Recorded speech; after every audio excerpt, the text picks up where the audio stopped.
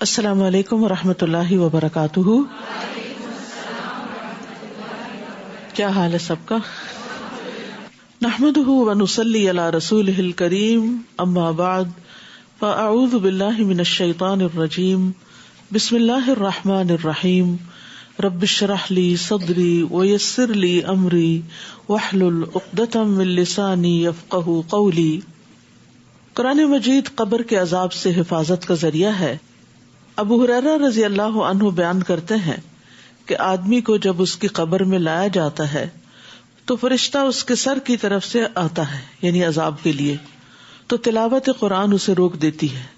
جب فرشتہ اس کے سامنے سے آتا ہے تو صدقہ اسے دھکیل دیتا ہے، اور جب اس کے پاؤں کی طرف سے آتا ہے تو مساجد کی طرف چل کے جانا اسے دور کر دیتا ہے. یعنی انسان پاؤں سے جو نیکی کے کاموں کی طرف چل کے جاتا ہے تو وہ نیکیاں اس کی برائیوں کی جو سزا ہے اس کو اس سے ہٹا دیتی ہیں. قیامت کے دن قرآن مجید انسان کی شکل میں آئے گا. ابن بریدہ اپنے والد سے روایت کرتے ہیں، وہ کہتے ہیں کہ رسول اللہ صلی اللہ علیہ وسلم نے فرمایا، قیامت کے دن قرآن ایسے مرد کی شکل میں آئے گا جس کا رنگ اڑا ہوا ہوگا. اپنے پڑھنے والے سے کہے گا، میں وہی ہوں جس نے تجھے رات کو بیدار رکھا، جیسے تراویح وغیرہ پڑھنے میں، اور دن میں تجھے پیاسا رکھا، کیونکہ تلاوت کرتے وقت انسان کو پیاس بھی لگتی ہے. قیامت کے دن قرآن مجید سفارشی بن کر آئے گا. ابو امامہ باہلی رضی اللہ عنہ سے مروی ہے، وہ کہتے ہیں کہ میں نے رسول اللہ صلی اللہ علیہ وسلم کو فرماتے ہوئے سنا، قرآن کی تلاوت کرو، بلا شبہ قیامت کے دن یہ اپنے ساتھیوں کی سفارش کے لیے آئے گا. یعنی جو لوگ دنیا میں قرآن پڑھتے ہیں، قیامت کے دن وہ ان کی سفارش کرے گا. 15واں پارہ. اعوذ باللہ من الشیطان الرجیم. بسم اللہ الرحمن الرحیم. سبحان الذی اسری بعبدہ لیلا من المسجد الحرام الی المسجد الاقصى من المسجد الحرام إلى المسجد الأقصى الذي باركنا حوله لنريه من آياتنا إنه هو السميع البصير. شروع کرتی ہوں اللہ کے نام سے جو بے انتہا مہربان نہایت رحم فرمانے والا ہے. پاک ہے وہ ذات جس نے ایک رات اپنے بندے کو مسجد الحرام سے لے کر مسجد اقصی تک سیر کرائی، جس کے ماحول کو ہم نے برکت دے رکھی ہے، اور اس سے غرض یہ تھی کہ ہم اپنے بندے کو اپنی بعض نشانیاں دکھائیں. بلا شبہ وہ سننے والا اور دیکھنے والا ہے. آغاز ہوتا ہے سبحان الذی سے کہ اللہ پاک ہے، یعنی سننے والوں کو ایک عجیب و غریب خبر ملے گی کہ جس کو وہ حیرانی سے سنیں گے، لیکن حقیقت یہ ہے کہ جو چیزیں لوگوں کے لیے مشکل ہیں اللہ سبحانہ تعالیٰ کے لیے وہ کچھ بھی مشکل نہیں. اور ویسے بھی جس بارے میں اب گفتگو کی جائے گی وہ بات بہت ہی اہم بات ہے. کیا ہے وہ بات؟ اسرا بعبدہ لیلا من المسجد الحرام الی المسجد الاقصی، کہ وہ ذات اپنے بندے کو لے گئی راتوں رات مسجد حرام یعنی مکہ سے الی المسجد الاقصی، مسجد اقصی یعنی فلسطین کی طرف یروشلم میں. کیا ہے وہ جگہ؟ کیسی ہے وہ جگہ؟ الذی بارکنا حولہ، جس کے آس پاس کو ہم نے برکتیں عطا کر رکھی ہیں، کیونکہ وہاں پر زمین بھی بہت زرخیز ہے، وہاں کی قدرتی نہریں اور باغات اور پھل، اور اس کے علاوہ وہ انبیاء کا مولد و مسکن بھی رہی ہے. اس سفر کا مقصد کیا تھا؟ لنریہ من آیاتنا، کہ ہم اس کو یعنی اپنے بندے کو محمد صلی اللہ علیہ وسلم کو اپنی بعض نشانیوں میں سے دکھائیں. گویا دوسرے لفظوں میں یہ سفر ایک معجزہ تھا. انہ هو السمیع البصیر، بے شک وہ بہت سننے والا، بہت دیکھنے والا ہے، خوب دیکھتا ہے، بندوں کے حالات کو اچھی طرح جانتا ہے. ابو ہریرہ کہتے ہیں رسول اللہ صلی اللہ علیہ وسلم نے فرمایا، معراج کی رات بیت المقدس میں نے اپنے قدم اسی جگہ پر رکھے تھے جہاں پہلے انبیاء نے رکھے تھے. آپ صلی اللہ علیہ وسلم کو یہ سفر براق کے ذریعے کروایا گیا تھا. انس کہتے ہیں کہ معراج کی رات نبی صلی اللہ علیہ وسلم کے لیے براق لایا گیا جس کو لگام ڈالی ہوئی اور زین کسی ہوئی تھی. بس اس نے شوخی کی تو جبریل علیہ السلام نے اس سے کہا کیا تو محمد صلی اللہ علیہ وسلم سے ایسی شوخی کر رہا ہے؟ آج تک تجھ پر اللہ کے نزدیک ان سے زیادہ معزز کوئی بھی سوار نہیں ہوا. راوی کہتے ہیں کہ پھر براق کو پسینہ آ گیا اور پھر براق کے ذریعے یہ سفر چند لمحوں میں ہی طے ہو گیا. آپ صلی اللہ علیہ وسلم پہلے مکہ سے بیت المقدس کی طرف گئے. وہاں پر آپ جب پہنچے تو جبریل علیہ السلام نے اپنی انگلی سے اشارہ کر کے ایک پتھر میں سوراخ کیا اور براق کو اس سے باندھا. یہاں پر آپ نے تمام انبیاء کو نماز پڑھائی تھی جو اس بات کا سمبل تھی, ایک نشانی تھی کہ محمد صلی اللہ علیہ وسلم تمام انبیاء کے امام ہیں, امام المرسلین ہیں. اور پھر وہاں سے آپ صلی اللہ علیہ وسلم کو آسمانوں کی سیر کروائی گئی اور 7ویں آسمان تک لے جایا گیا, سدرۃ المنتہا تک لے جایا گیا, جہاں سے آپ اللہ سبحانہ تعالیٰ سے ہم کلام ہوئے. وہاں آپ کو اللہ سبحانہ تعالیٰ نے 5 نمازیں بھی دی اور اس کے علاوہ کچھ ہدایات بھی. اس سفر میں آپ صلی اللہ علیہ وسلم نے جنت اور جہنم کے کچھ مشاہدات بھی کیے. انس رضی اللہ عنہ کہتے ہیں کہ رسول اللہ صلی اللہ علیہ وسلم نے فرمایا جب مجھے معراج کرائی گئی تو میں ایک قوم پر سے گزرا, ان کے ناخن تانبے کے تھے اور وہ ان ناخنوں سے اپنے چہرے اور اپنے سینے چھیل رہے تھے, یعنی کھروچ رہے تھے. تو میں نے کہا کہ یہ کون لوگ ہیں اے جبرائیل؟ انہوں نے کہا یہ وہ لوگ ہیں جو لوگوں کا گوشت کھاتے ہیں, ان کی عزتوں سے کھیلتے ہیں, یعنی غیبت کرتے ہیں, تانے دیتے ہیں اور دوسروں کو برا بھلا کہتے ہیں. اسی طرح آپ صلی اللہ علیہ وسلم نے فرمایا اسراء والی رات میں ایسے لوگوں کے پاس سے گزرا جن کے منہ آگ کی کینچیوں سے کاٹے جا رہے تھے. میں نے پوچھا یہ کون لوگ ہیں؟ بتایا گیا یہ دنیا کے خطیب ہیں جو لوگوں کو نیکی کا حکم دیتے تھے اور اپنے آپ کو بھول جاتے تھے, اور یہ کتاب کی تلاوت کرتے تھے اور سمجھتے نہ تھے, یعنی یہ نہیں سمجھتے تھے کہ یہ ہمارے اپنے عمل کے لیے بھی ہے. معراج کے موقع پر آپ صلی اللہ علیہ وسلم کو نماز کا تحفہ عطا کیا گیا. سورۃ البقرہ کی آخری آیات دی گئیں اور یہ کہ آپ کی امت میں سے ہر ایسے آدمی کو بخش دیا گیا جو اللہ کے ساتھ کسی کو شریک نہ کرے اور تباہ کن گناہوں سے بچے, یعنی کبیرہ گناہوں سے بچے. اسی طرح معراج کی رات فرشتوں نے نبی صلی اللہ علیہ وسلم کو کہا کہ آپ اپنی امت کو پچھنے لگانے کا حکم دیجیے, یعنی جس بھی جماعت کے پاس سے گزرے تھے انہوں نے آپ کو یہی مشورہ دیا کہ آپ اپنی امت کو حجامہ کروانے کے لیے کہیں, کیونکہ وہ صحت حاصل کرنے کا, بیماریوں سے نکلنے کا ایک بہترین طریقہ ہے. اسی طرح آپ کی مختلف پیغمبروں سے بھی ملاقات ہوئی. ابراہیم علیہ السلام سے جب ملاقات ہوئی تو انہوں نے کہا کہ اے محمد صلی اللہ علیہ وسلم اپنی امت کو میری طرف سے سلام پیش کرنا اور انہیں بتانا کہ جنت کی مٹی پاکیزہ ہے, اس کا پانی میٹھا ہے اور وہ ایک چٹیل میدان ہے, یعنی جنت چٹیل میدان ہے. سبحان اللہ والحمد للہ ولا الہ الا اللہ واللہ اکبر کہنا, وہاں درخت لگانا ہے. تو جو جتنا ذکر کرے گا اس کی جنت اتنی ہی زیادہ سرسبز ہوگی. وآتینا موسیٰ الکتاب وجعلناہ ھدی لبنی اسرائیل اللہ تتخذوا من دونی وکیلا. ہم نے موسیٰ کو کتاب دی اور اسے بنی اسرائیل کی ہدایت کا ذریعہ بنایا. تو تورات بنی اسرائیل کے لیے تھی اور امت محمد صلی اللہ علیہ وسلم اور اب قیامت تک کے لوگوں کے لیے کیا ہے؟ قرآن مجید ہے. اور اس میں انہیں حکم دیا کہ میرے سوا کسی کو کارساز نہ بنانا. کارساز بنانے کا مطلب یہ ہے کہ جس کے حوالے اپنے انسان کام کر دے اور وہ اس کی حاجتیں پوری کر دے. تو ساری حاجتوں کو پورا کرنے والا صرف اور صرف اللہ ہی ہے. ذریۃ من حملنا مع نوح انہ کان عبدا شکورا. یہ بنی اسرائیل ان لوگوں کی اولاد تھے جنہیں ہم نے نوح کے ساتھ کشتی میں سوار کیا تھا. بلا شبہ نوح ایک شکر گزار بندے تھے.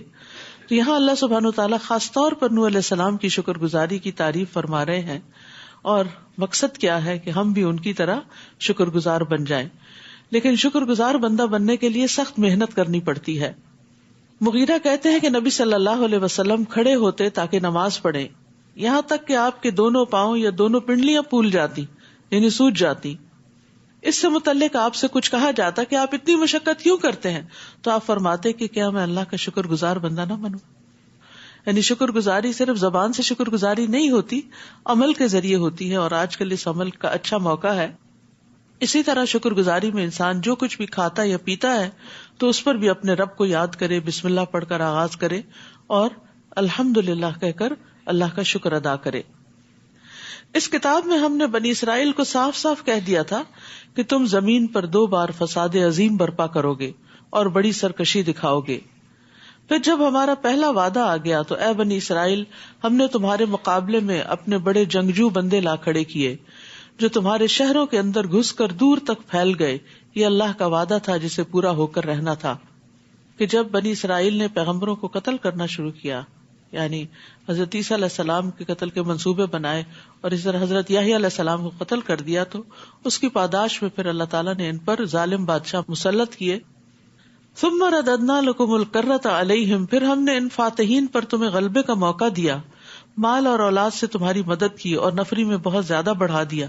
یعنی پہلے حملے کے بعد پھر ہم نے تمہارے حالات بدلے، جب تمہارے اندر تبدیلی آئی تو ہم نے بھی تم سے عذاب اٹھا لیا. ان احسنتم احسنتم لانفسکم وان اسأتم فلہا، دیکھو اگر تم نے بھلائی کی تو اپنے ہی لیے کی، اور اگر برائی کی تو اس کا وبال بھی تم ہی پر ہوگا. پھر جب دوسرے وعدے کا وقت آ گیا کہ جابر فاتحین تمہارا حلیہ بگاڑ دیں اور مسجد اقصی میں ایسے ہی داخل ہوں جیسے پہلی بار داخل ہوئے تھے. پہلا حملہ بخت نصر کا تھا اور دوسرا ٹیٹس کا تھا. 70 عیسوی میں ٹیٹس کا حملہ ان پر ہوا، جس کی وجہ سے ان کو تباہ کر کے رکھ دیا گیا. اور جہاں جہاں غلبہ پائیں اسے تہس نہس کر دیں. تو بات یہ ہے کہ جب بنی اسرائیل نے اچھا رویہ اختیار کیا تو اللہ سبحانہ تعالیٰ نے بھی ان کے دن پھیر دیے، اور جب انہوں نے اللہ کا پیغام پہنچانے والوں کے ساتھ برا معاملہ کیا تو اللہ سبحانہ تعالیٰ نے پھر ان کو عذاب چکھایا. تو یہ ایک بنیادی قاعدہ ہمیں دیا جا رہا ہے کہ ہم اللہ سبحانہ تعالیٰ سے ڈر کے زندگی بسر کریں اور نیکیوں کی طرف رغبت رکھیں، اور جو کوئی نیکی کرتا ہے وہ دراصل اپنے ہی لیے کرتا ہے. ہو سکتا ہے اب تمہارا رب تم پر رحم فرما دے، لیکن اگر تم نے پھر سرکشی کی تو ہم بھی پھر سزا دیں گے، یعنی اگر تم بدلے تو ہم بھی پھر تمہیں پکڑیں گے. تو اس میں کتنا بڑا سبق ہے. یعنی کوئی قوم ہو یا کوئی فرد ہو یا کوئی گھرانہ ہو، اگر اللہ کی طرف رجوع کرتا ہے تو اللہ سبحانہ تعالیٰ اس پر اپنی رحمت فرماتا ہے. احسان کا بدلہ احسان کی شکل میں دیا جاتا ہے. اور اگر کوئی سرکشی کرتا ہے تو پھر اس کی بھی پکڑ ہوتی ہے، آخرت کی پکڑ سے پہلے دنیا میں بھی پکڑ ہوتی ہے. اور ایسے کافروں کے لیے ہم نے جہنم کو قید خانہ بنا دیا ہے. یہ قرآن تو وہ راستہ دکھاتا ہے جو سب سے سیدھا ہے، اور جو لوگ ایمان لائے اور نیک عمل کیے انہیں بشارت دیتا ہے کہ ان کے لیے بہت بڑا اجر ہے، اجرن کبیرہ. تو اس صورت میں خاص طور پر قرآن مجید کا ذکر آئے گا بارہا، اور یہاں پر قرآن کی آمد کا مقصد بتا دیا گیا کہ قرآن سب سے سیدھا راستہ دکھاتا ہے. اس لیے انسان سیدھے راستے پر چل ہی نہیں سکتا جب تک کہ قرآن سے رہنمائی حاصل نہ کرے. کعب رضی اللہ عنہ بیان کرتے ہیں کہ قرآن کو لازم پکڑو، کیونکہ وہ عقل کی تیزی، حکمت کی روشنی اور علم کا سرچشمہ ہے، اور رحمان کی طرف سے نازل ہونے والی کتابوں میں سب سے نئی کتاب ہے. اللہ نے تورات میں یہ بات فرمائی ہے کہ اے محمد میں تم پر جدید تورات نازل کروں گا، اور جدید تورات سے مراد قرآن مجید ہے، جو نابینا آنکھوں، بہرے کانوں اور پردے میں پڑے ہوئے دلوں کو کھول دے گی. حقیقت یہ ہے کہ جو شخص تھوڑی سی بھی کوشش کرتا ہے اس قرآن کو سمجھ کر پڑھنے کی، اس کے دل کی دنیا ہی بدل جاتی ہے اور اس کے طرز عمل میں لازماً تبدیلی آتی ہے. اور جو لوگ آخرت پر ایمان نہیں لاتے ان کے لیے ہم نے دردناک عذاب تیار کر رکھا ہے. انسان برائی کے لیے بھی ایسے ہی دعا کرتا ہے جیسے بھلائی کے لیے کرتا ہے. دراصل انسان بڑا جلد باز واقع ہوا ہے. ابن عباس اور دیگر علماء کہتے ہیں کہ یہ انسان کا بیزاری کی حالت میں خود کو یا اپنی اولاد کو بددعا دینا ہے. یعنی بعض اوقات ہم اریٹیٹڈ ہوتے ہیں بیماری کی وجہ سے، بچوں کی پریشانیوں کی وجہ سے یا کاروبار کی وجہ سے، تو پھر انسان کے اوپر بعض اوقات ایسی کیفیت آ جاتی ہے کہ اس کے منہ سے خیر کی بات نکلنے کی بجائے بددعا نکل آتی ہے، حالانکہ وہ خود اس بددعا کی قبولیت نہیں چاہتا. تو اس کی وجہ کیا؟ وَكَانَ الْإِنسَانُ عَجُولًا، کہ انسان بڑا جلد باز ہے. تو بنیادی طور پر اس آیت میں ان لوگوں کی مذمت کی جا رہی ہے، ان کو ڈانٹا جا رہا ہے جو غصے کی حالت میں اپنے لیے یا اپنے مال اور اولاد پر بد دعا کرتے ہیں، حالانکہ اس وقت انہیں اطمینان کے ساتھ بھلائی کی دعا کرنی چاہیے تھی. تو یاد رکھیے، قبولیت کے وقت میں دی گئی بد دعا بھی قبول ہو جاتی ہے، اور اگر جس کو بد دعا دے رہے ہیں وہ اس کے اہل نہیں تو وہ بد دعا پلٹ کر دینے والے کے سر پہ آ جاتی. کیونکہ بعض لوگوں کی عادت ہوتی ہے بات بات میں دوسروں کو بد دعائیں دے کے ایموشنل بلیک میل کرتے ہیں کہ تمہیں ہماری بد دعا لگ جائے گی، تم جہنم میں جاؤ، تمہاری یہ نقصان ہو جائے وہ. تو اب جس کو بد دعائیں دی جا رہی ہیں وہ بہت ڈر جاتا ہے، تو ایسے موقع پہ ڈرا نہ کریں، اس لیے کہ اگر آپ نے کسی کا کچھ نہیں بگاڑا، آپ کی نیت خراب نہیں ہے، آپ نے کسی کو کوئی تکلیف نہیں پہنچائی، تو آپ کو بد دعا نہیں لگے گی. یعنی اگر آپ ظالم نہیں ہیں تو بد دعا آپ پر نہیں پڑے گی، وہ کس پہ جائے گی؟ واپس جو دینے والا ہے. تو اس لیے بد دعائیں دینے والوں کو بھی سوچ سمجھ کے دینی چاہیے کہ کہیں ایسا نہ ہو کہ یہ مصیبت واپس اپنے اوپر ہی لوٹ آئے. اسی طرح ماں باپ کو بھی سوچ سمجھ کے اولاد کو بد دعائیں دینی چاہیے، کیونکہ نبی صلی اللہ علیہ وسلم نے فرمایا 3 دعاؤں کی قبولیت میں کوئی شک نہیں: مظلوم کی دعا، مسافر کی دعا، اور باپ کا اپنے بیٹے کے خلاف بد دعا کرنا. کیونکہ تنگ آ کے ہی کرتا ہے نا، باپ ایسے ہی نہیں کرتا، تو وہ بھی قبول ہو جاتی ہے. آپ صلی اللہ علیہ وسلم نے فرمایا اپنے آپ پر خیر ہی کی دعا کیا کرو، بے شک فرشتے تمہاری بات پر آمین کہتے ہیں. وَجَعَلْنَا اللَّيْلَ وَالنَّهَارَ آيَتَيْنِ، دیکھو ہم نے رات اور دن کو 2 نشانیاں بنایا ہے. رات کی نشانی کو تو ہم نے تاریک بنایا اور دن کی نشانی کو روشن، تاکہ تم اپنے رب کا فضل تلاش کر سکو، اور اس لیے بھی کہ تم ماہ و سال کی گنتی معلوم کر سکو. اور ہم نے ہر چیز کو تفصیل سے بیان کیا. اللہ سبحانہ و تعالیٰ خود نشانیوں کو بھی دکھا رہے ہیں اور ان کی تفصیل بھی بتا رہے ہیں کہ یہ نعمتیں تمہارے لیے کس کس فائدے کی ہیں. تو ان نعمتوں کو پا کر، ان نشانیوں کو دیکھ کر انسان کو سبق حاصل کرنا چاہیے اور رب کا شکر گزار بننا چاہیے. وَكُلَّ إِنسَانٍ أَلْزَمْنَاهُ طَائِرَهُ فِي عُنُقِهِ وَنُخْرِجُ لَهُ يَوْمَ الْقِيَامَةِ كِتَابًا يَلْقَاهُ مَنشُورًا، ہر انسان کا عمل ہم نے اس کے گلے میں لٹکا رکھا ہے. یعنی انسان جو کچھ کماتا ہے وہ اسی کے اوپر لادا جا رہا ہے، جسے ہم قیامت کے دن ایک کتاب کی صورت میں نکالیں گے، اعمال نامہ، بک آف ڈیڈز. وہ اس کو کھلی ہوئی کتاب کی طرح دیکھے گا، یعنی اپنی کتاب کو کھلا ہوا دیکھے گا. یلقاہ منشورا، اوپن بک ہوگی جس میں وہ ساری چیزیں دیکھ رہا ہوگا. اور کہا جائے گا اقرأ کتابک کفا بنفسک اليوم علیک حسیبا، پڑھ اپنا اعمال نامہ، آج تو خود ہی اپنا حساب کرنے کو کافی ہے. یعنی تم خود ڈیسائیڈ کر سکتے ہو کہ تمہارا اب انجام کیا ہونا چاہیے. ظاہر برے اعمال ایسی شکل میں ہوگے کہ انسان ان سے خود گن کھائے گا. تو کتنا ضروری ہے کہ انسان یہ حساب اپنا دنیا میں ہی کر لے، مرنے سے پہلے ہی کر لے، اپنا محاسبہ کرے، اپنا جائزہ لے، اپنے منہ سے نکلنے والی باتیں، اپنی سوچیں اور اپنے معاملات جو دیگر لوگوں کے ساتھ ہیں کہ ان کا نتیجہ کیا نکلے گا. من اہتدی فانما یہتدی لنفسہ ومن ضل فانما یضل علیہا، جس شخص نے ہدایت قبول کی تو اس کا فائدہ اسی کو ہے. یعنی اپنی برائیوں کو دیکھ کر ان کو دور کر کے اور جو صحیح راستہ ہے اس کو اختیار کر لیا، اور خاص طور پر جو قرآن کا راستہ ہے سب سے بہترین اور سیدھا راستہ، تو اس کا فائدہ کسی اور کو نہیں، خود اسی کو ہوگا. اور جو گمراہ ہوا تو اس کا بار بھی اسی پر ہے. یعنی اگر انسان ہدایت نہیں پاتا تو پھر نقصان بھی خود اٹھائے گا، اور کوئی گناہ کا بوجھ اٹھانے والے دوسرے کا بوجھ نہیں اٹھائے گا. یہ یاد رکھنا چاہیے کہ قیامت کے دن ہر شخص کو اپنے کیے کا بدلہ ہی ملے گا. اور ہم اس وقت تک عذاب نہیں دیا کرتے جب تک اپنا رسول نہ بھیج لیں. اور جب ہم کسی بستی کو ہلاک کرنے کا ارادہ کر لیتے ہیں تو وہاں کے عیش پرستوں کو حکم دیتے ہیں تو وہ بدکاریاں کرنے لگتے ہیں. پھر اس بستی پر عذاب کی بات صادق آ جاتی ہے تو ہم اس کی اینٹ سے اینٹ بجا دیتے ہیں. یعنی پیچھے بنی اسرائیل کا بھی یہی حال ہوا، باقی اقوام میں بھی یہی قاعدہ رہا، اور آئندہ کے لیے بھی یہی اصول ہے کہ اگر لوگ فساد کریں گے، بگاڑ کا رستہ اختیار کریں گے تو پھر دنیا میں بھی ان کی شامت آئے گی. نوح علیہ السلام کے بعد ہم نے کتنی ہی قومیں ہلاک کر دی، اور آپ کا رب اپنے بندوں کے گناہوں سے خبردار رہنے اور دیکھنے کو کافی ہے. من کان یرید العاجلۃ عجلنا له فیها ما نشاء لمن نرید ثم جعلنا له جہنم یصلاها مذموما مدحورا. جو شخص دنیا چاہتا ہے تو ہم جس شخص کو جتنا چاہیں دنیا میں ہی دے دیتے ہیں. یعنی جو دنیا کی رونقیں چاہتا ہے، دنیا کے فائدے چاہتا ہے، انہی کے لیے نمبر 1 دن رات کوشش کر رہا ہے، اور نمبر 2 یہ کہ اگر کوئی نیکی بھی کرتا ہے تو اس کا بدلہ بھی دنیا میں ہی چاہتا ہے، تو ہم اس کو دنیا میں ہی دے دیتے ہیں. پھر ہم نے جہنم اس کے مقدر کر دی ہے جس میں وہ بدحال اور دھتکارا ہوا بن کر داخل ہوگا. وَمَنْ أَرَادَ الْآخِرَةَ وَسَعَى لَهَا سَعْيَهَا وَهُوَ مُؤْمِنٌ فَأُولَئِكَ كَانَ سَعْيُهُمْ مَشْكُورًا.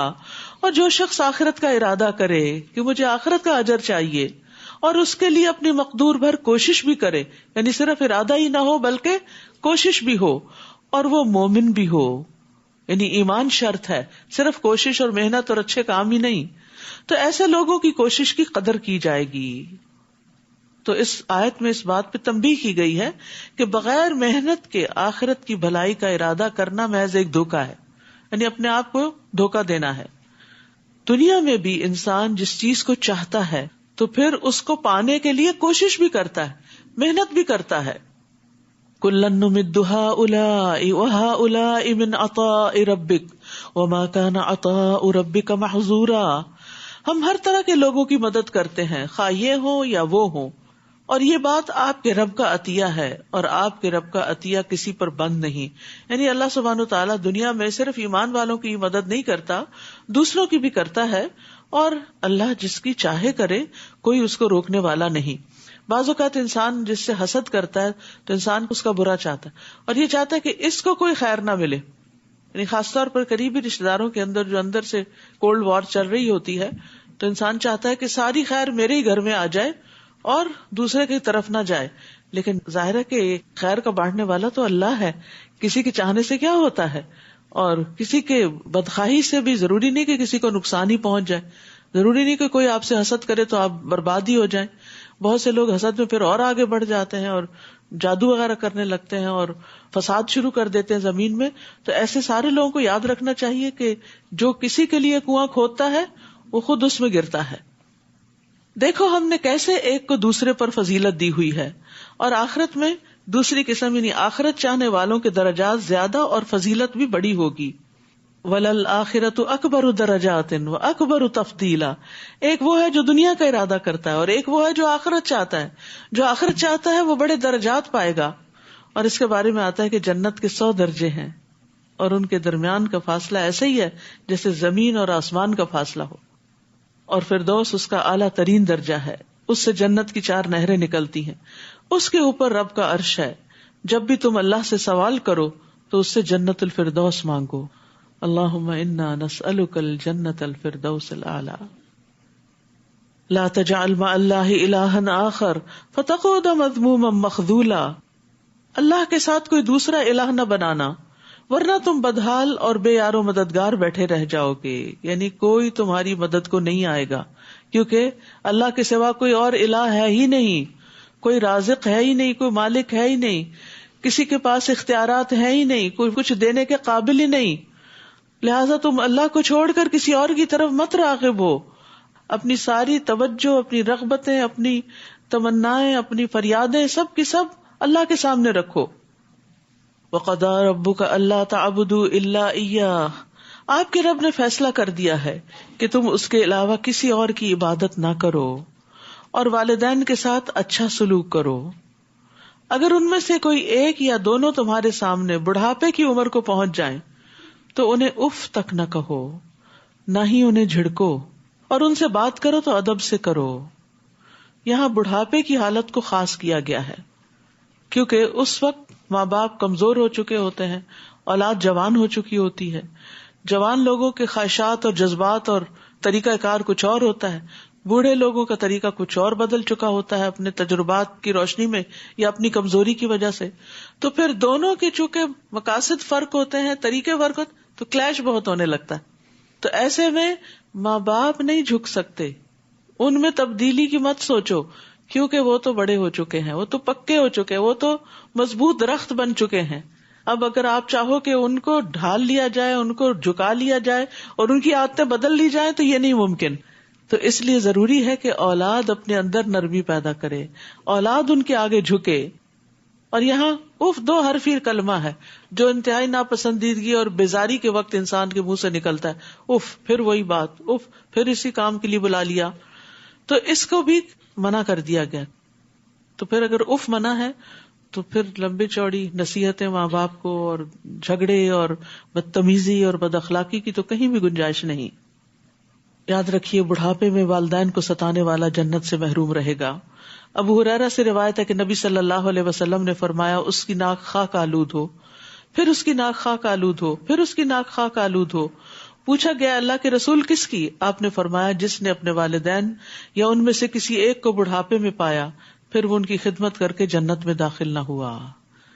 تو خاص طور پر بڑھاپے میں والدین کی خدمت کرنا جو ہے وہ جنت میں لے جانے والے کاموں میں سے ایک کام ہے. اور دوسری طرف والدین کا نافرمان جنت میں داخل نہیں ہوگا. رسول اللہ صلی اللہ علیہ وسلم نے فرمایا 3 آدمی جنت میں نہ جائیں گے اور نہ ہی قیامت کے دن اللہ ان کی طرف نظر ڈالے گا. والدین کا نافرمان، مردوں کی مشابہت اختیار کرنے والی عورت، اور دیوس. دیوس وہ مرد ہوتا ہے جس کے اندر کوئی غیرت نہیں ہوتی کہ اس کی ماں یا بہن یا بیٹی کوئی حرام کاریاں کر رہی ہے تو اس کو وہ بادر ہی نہیں کرتا، وہ اس کو لیٹ گو کرتا ہے. اسی طرح والدین کو رلانا بھی کبیرہ گناہوں میں سے ہے. وَاخْفِضْ لَهُمَا جَنَاحَ الذُّلِّ مِنَ الرَّحْمَةِ، اور ان پر رحم کرتے ہوئے انکساری سے ان کے آگے جھکے رہو. والدین کے آگے ہمبل رہو، جھکے رہو، اور ان کے حق میں دعائیں کرو. وَقُلْ رَبِّ ارْحَمْهُمَا كَمَا رَبَّيَانِي صَغِيرًا، کہ اے رب ان پر رحم فرما جیسا کہ انہوں نے بچپن میں مجھے محبت و شفقت سے پالا تھا. تو یہاں ان پہ رحم کرتے ہوئے یعنی رحمت و شفقت کی نظر سے ان کو دیکھو، غصے سے مت دیکھو، انکساری سے آگے جھکے رہو اور ان کے لیے دعائیں کرو.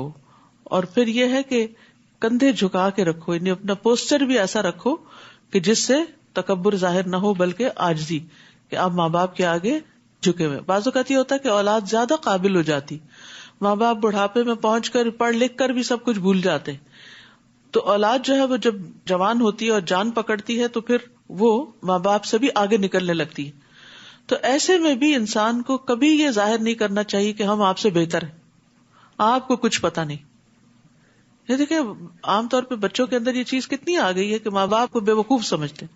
بھلے ماں باپ کچھ نہ سمجھ بھی ہوں یا نہ سمجھی کی بات بھی کریں تو ان کو بار بار یہ احساس دلانے کی ضرورت نہیں ہوتی، کیونکہ یہ ان کے اوپر بڑا گراں گزرتا ہے کہ جس بچے کو انہوں نے پیدا کیا اور اس کی انگلی پکڑ کے اس کو چلنا سکھایا، آج وہ انہیں سکھا رہا ہے. تو یہ چیز نفسیاتی طور پر انہیں کمزور کرتی ہے اور ان کو غمگین کرتی ہے. تو بھلے آپ صحیح ہوں اور ماں باپ غلط ہوں، پھر بھی ان کے آگے ہمبل رہیں، بحث مباحثہ نہ کریں.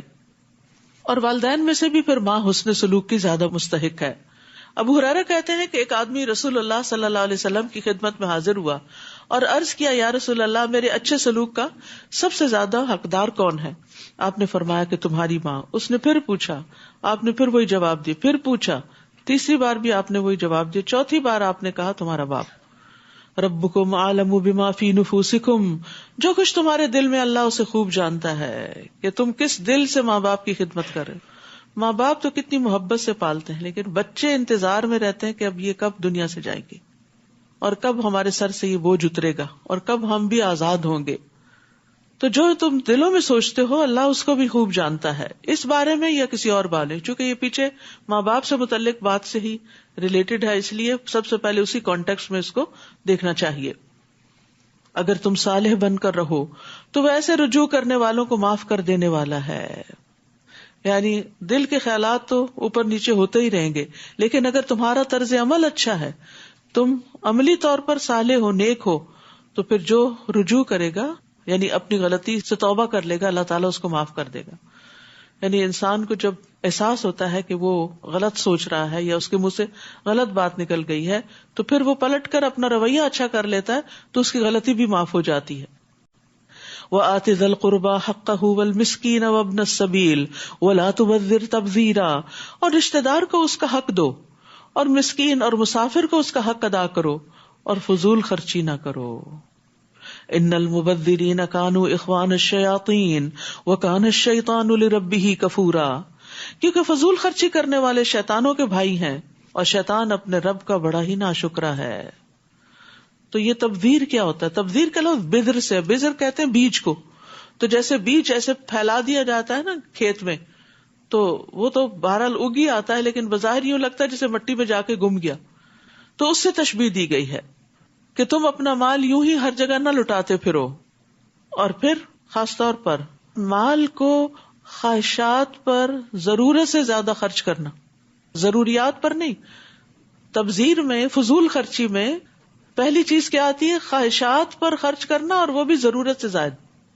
مثلا ڈیکوریشن کے اوپر بہت زیادہ خرچ کر دینا، لباس کے اوپر، اور لباس بھی ضرورت کا نہ ہو، صرف دکھاوے کا ہو، اور اس پر انسان ہزاروں خرچ کر دے.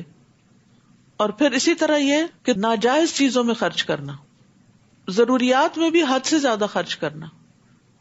یعنی ایک انسان کی وانٹس ہوتی ہیں، ایک اس کی نیڈز ہوتی ہیں، اور کچھ نیسیسٹیز ہوتی ہیں. نیسیسٹیز پہ خرچ کرنے میں تو کوئی حرج نہیں. نیڈز جو ہوتی ہیں وہ انسان بعض اوقات بہت زیادہ بڑھا لیتا ہے، یہ بھی نیڈ ہے، یہ بھی نیڈ. ہر چھوٹی بڑی چیز آپ باہر جاتے ہیں دیکھتے ہیں تو کہتے ہیں نہیں یہ بھی کہیں کام آ جائے گی، تو اس میں بعض اوقات کیا کرتے ہیں آپ غیر ضروری چیزیں خرید کے رکھ لیتے ہیں. اور وانٹس کی تو پھر کوئی لمٹ ہی نہیں ہے، تو اس میں انسان حد سے پھر بڑھ جاتا ہے، اور اسی کو فضول خرچی کہتے ہیں. ابو عبید کہتے ہیں میں نے عبداللہ بن مسعود سے مبذرین کے بارے میں پوچھا تو انہوں نے کہا وہ لوگ جو ناحق مال خرچ کرتے ہیں، یعنی جہاں خرچ نہیں کرنا چاہیے، جن کاموں میں جن چیزوں پر، وہاں خرچ کرتے ہیں. مال ضائع کرنے والے لوگ اللہ تعالیٰ کے ناپسندیدہ ہیں. نبی صلی اللہ علیہ وسلم نے فرمایا بے شک اللہ تمہارے لیے 3 باتیں پسند نہیں کرتا: ادھر ادھر کی فضول باتیں کرنا، ہی سیڈ شی سیڈ، بیکار کی باتیں، مال کو ضائع کرنا، بکثرت سوال کرنا. یہ 3 چیزیں جو ہیں یہ اللہ سبحانہ تعالیٰ کو سخت ناپسند ہیں. اور اگر تم ان رشتہ داروں، مسکینوں، مسافروں سے اس بنا پر اعراض کرو کہ ابھی تمہارے پاس دینے کو کچھ نہیں، کہ تم اپنے رب کی رحمت سے ایسی توقع ضرور رکھتے ہو اور اس کی تلاش میں ہو، تو انہیں نرمی سے جواب دو. بعض اوقات انسان کے پاس اتنا نہیں ہوتا کہ وہ دوسرے کی ضروریات پوری کر سکے، تو ایسے میں بد اخلاقی سے بات نہیں کرنی چاہیے کہ تم لوگ روز مانگنے آ جاتے ہو، یہاں میں نے کوئی فیکٹریاں لگا رکھی ہیں، اور طرح طرح کی باتیں جو حد سے بڑی ہوئی ہوں اور دوسروں کو تکلیف دینے والی ہوں، وہ نہیں کرنی چاہیے. مثلاً اگر کوئی شخص سمجھتا ہے کہ آپ کے پاس بہت کچھ ہے اور آپ سے قرض مانگنے کے لیے آ جاتا ہے، اور آپ تو ہینڈ ٹو ماؤتھ ہیں بظاہر دیکھنے میں، چونکہ آپ کبھی اپنی مالی مشکلات کا کسی کے سامنے ذکر نہیں کرتے، تو لوگ آپ کو خوشحال سمجھنے لگتے ہیں کہ اس کے منہ سے تو کبھی ایسی کوئی بات ہی نہیں نکلی کہ یہ بھی نیڈی ہے. لیکن اس وقت آپ واقعی دے نہیں سکتے، اور بعض اوقات قریبی رشتے دار ہی آپ کے ساتھ ایسے معاملات کر رہے ہوتے ہیں، یا آپ کا قریبی سوشل سرکل. تو ایسی صورت میں انسان کو پھر اچھی بات کے ذریعے دوسرے کا دل خوش کر دینا چاہیے، اگر وہ مال سے مدد نہیں کر سکتا یا کسی بھی طرح. بعض اوقات مال نہیں ہوتا، بعض اوقات کسی کو آپ کی رائڈ چاہیے ہوتی ہے، یا کسی کو آپ کا وقت چاہیے ہوتا ہے. تو اگر آپ اس وقت مصروف ہیں اور دوسرے کی مدد نہیں کر سکتے تو بدتمیزی اور بد اخلاقی سے پیش نہ آئیں، اچھے طریقے سے معذرت کر لیں، یا آئندہ کسی وقت کے لیے وعدہ کر لیں.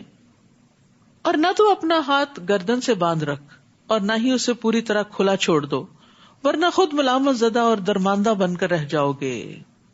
یعنی انسان خرچ کرتے ہوئے نہ تو انتہائی بخل کرے اور نہ ہی ہاتھ کھلا چھوڑ دے، درمیانی راہ، اعتدال کی راہ اختیار کرے. بلا شبہ آپ کا رب جس کے لیے چاہتا ہے رزق کشادہ کر دیتا ہے، اور وہ جس کے لیے چاہتا ہے تنگ کر دیتا ہے، اور وہ اپنے بندوں کی خوب خبر رکھتا ہے اور انہیں دیکھ رہا ہے. انہ کان بعبادہ خبیرا بصیرا.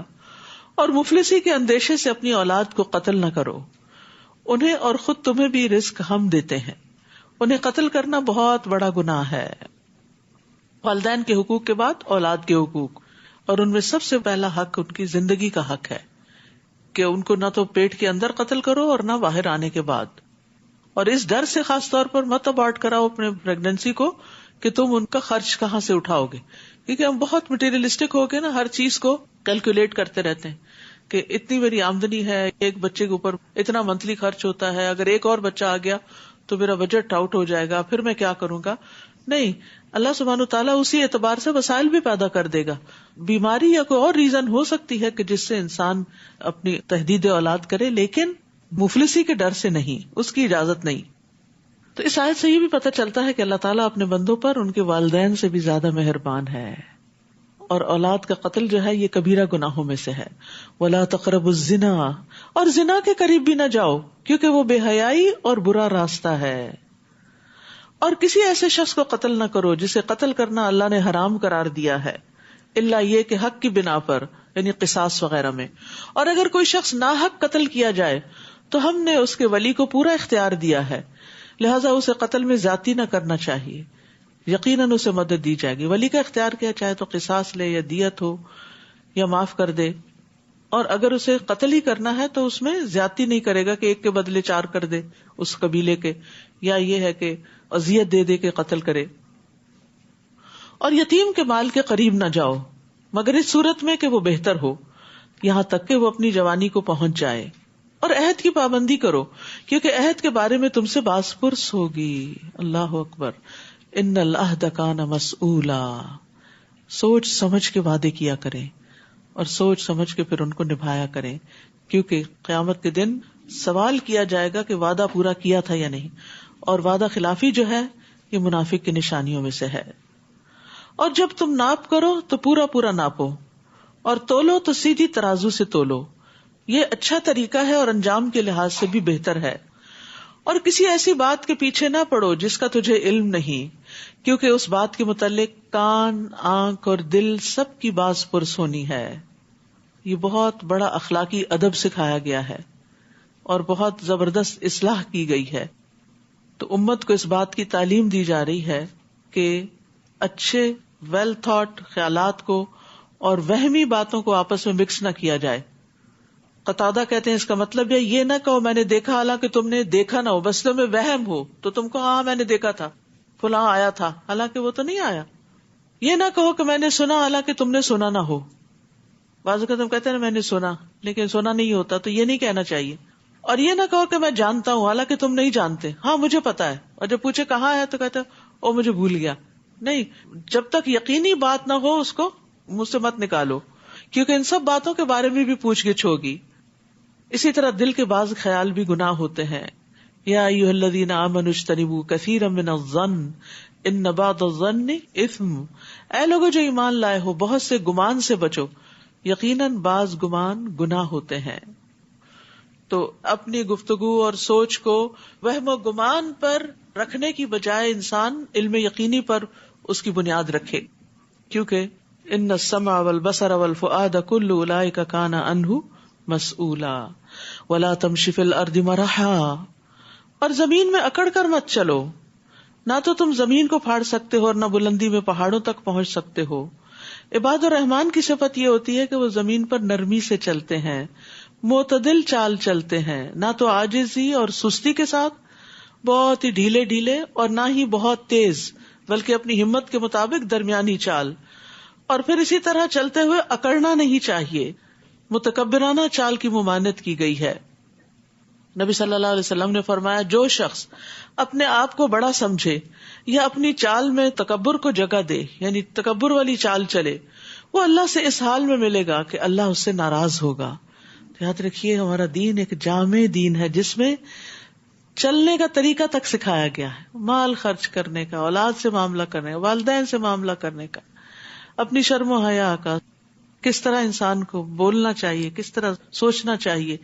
کون سا پہلو زندگی کا ایسا ہے کہ جس کے بارے میں رہنمائی نہیں کی گئی. کل ذالک کان سیئہ عند ربک مکروہا. یہ سب کام ایسے ہیں جن کی قباحت آپ کے رب کے ہاں ناپسندیدہ ہے. یہ سب حکمت کی باتیں ہیں جو آپ کے رب نے آپ کی طرف وحی کی ہیں.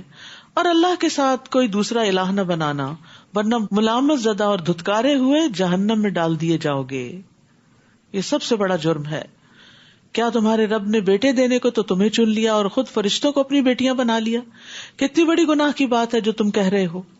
ہم نے اس قرآن میں حقائق کو مختلف طریقوں سے بیان کیا تاکہ لوگ کچھ ہوش کریں، مگر ان میں نفرت ہی بڑھتی گئی. آپ ان سے کہیے اگر اللہ کے ساتھ کوئی اور بھی الہ ہوتے جیسا کہ یہ مشرک کہتے ہیں تو وہ اللہ صاحب عرش سے مقابلہ اور وہاں تک پہنچنے کے لیے ضرور کوئی راہ تلاش کرتے.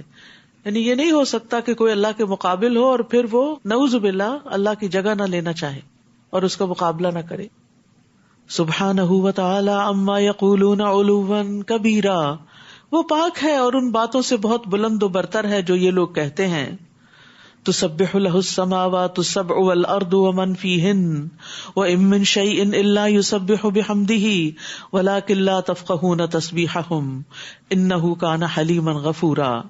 ساتوں آسمان اور زمین اور جو کچھ ان میں ہے سب اس کی تسبیح کرتے ہیں، اللہ کی پاکی بیان کرتے ہیں، بلکہ کوئی بھی چیز ایسی نہیں جو اس کی حمد کے ساتھ اس کی تسبیح نہ کرتی. کوئی چیز ایسی نہیں، لیکن تم ان کی تسبیح کو نہیں سمجھتے کیونکہ ہر ایک کا اپنا طریقہ ہے. انہ کان حلیما غفورا. وہ بڑا بردبار اور معاف کرنے والا ہے. اب دیکھیے ساری کائنات تو تسبیح کر رہی ہو، اللہ کی تعریف بیان کری، اور ہم چپ کر کے بیٹھے ہوئے ہوں اور اللہ کا ذکر نہ کریں. تو اللہ کے محبوب کیسے ہو سکتے ہیں؟ لیکن پھر بھی اللہ تعالیٰ معاف کر دیتا ہے. عبداللہ بن مسعود کہتے ہیں کہ ہم آپ صلی اللہ علیہ وسلم کے زمانے میں کھاتے وقت کھانے کی تسبیح سنتے تھے، یعنی آپ ہم کو سنواتے تھے. ایک اور موقع پر آپ نے مٹھی میں کچھ کنکریاں لے کر صحابہ کرام کو ان کی تسبیح سنوائی، یعنی ان کی آواز انہانس کر دی گئی ہوگی. اور جب آپ قرآن پڑھتے ہیں تو ہم آپ کے اور ان لوگوں کے درمیان ایک مخفی پردہ حائل کر دیتے ہیں جو آخرت پر ایمان نہیں رکھتے. تو گویا قرآن پھر ان کے دلوں تک تھرو نہیں ہوتا. ہم نے ان کے دلوں پر ایک پردہ چڑھا دیا ہے کہ وہ اس قرآن کو سمجھ ہی نہ سکیں اور ان کے کانوں میں بوجھ ہے. اور جب آپ قرآن میں اپنے اکیلے رب کا ذکر کرتے ہیں تو وہ نفرت سے پیٹ پھیر کے بھاگ جاتے ہیں. یہ کون لوگ ہوتے ہیں کہ جن کے دلوں پہ پردہ پڑ جاتا ہے؟ جن کو قرآن کے احکامات اچھے نہیں لگتے ہیں، وہ ان کی حکمت کو نہیں سمجھتے اور پھر سننا ہی نہیں چاہتے. ہم خوب جانتے ہیں جب وہ آپ کی طرف کان لگاتے ہیں تو کس بات پہ لگاتے ہیں، اور یہ بھی جانتے ہیں جو وہ سرگوشی کرتے ہیں جب یہ ظالم کہتے ہیں کہ تم ایک سحر زدہ آدمی کی پیروی کر رہے ہو، یعنی دوسروں کو بہکاتے ہیں آپ کی طرف آنے سے. غور کرو وہ آپ کے لیے کیسی مثالیں بیان کر رہے ہیں. یہ لوگ ایسے بھٹکے ہوئے کہ اب راہ نہیں پا سکتے. وَقَالُوا أَإِذَا كُنَّا عِظَامًا وَرُفَاتًا أَإِنَّا لَمَبْعُوثُونَ خَلْقًا جَدِيدًا. بھلا جب ہم ہڈیاں اور ریزہ ریزہ ہو جائیں گے تو کیا ہمیں اثر نو پیدا کر کے دوبارہ اکٹھا کیا جائے گا؟ قُلْ كُونُوا حِجَارَةً أَوْ حَدِيدًا.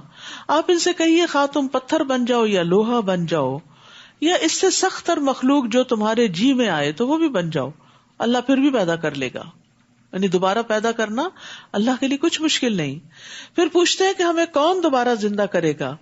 آپ کہیے کہ وہی پیدا کرے گا جس نے تمہیں پہلی بار پیدا کیا. پھر وہ آپ کے سامنے اپنے سر ہلائیں گے اور پوچھیں گے کہ ایسا کب ہوگا؟ آپ کہیے کہ شاید وہ وقت قریب ہو. جس دن وہ تمہیں بلائے گا تو تم اس کی تعریف کرتے ہوئے پکار کے جواب میں حاضر ہو جاؤ گے اور یہ خیال کر رہے ہوگے کہ تم دنیا میں تھوڑی ہی دیر ٹھہرے تھے.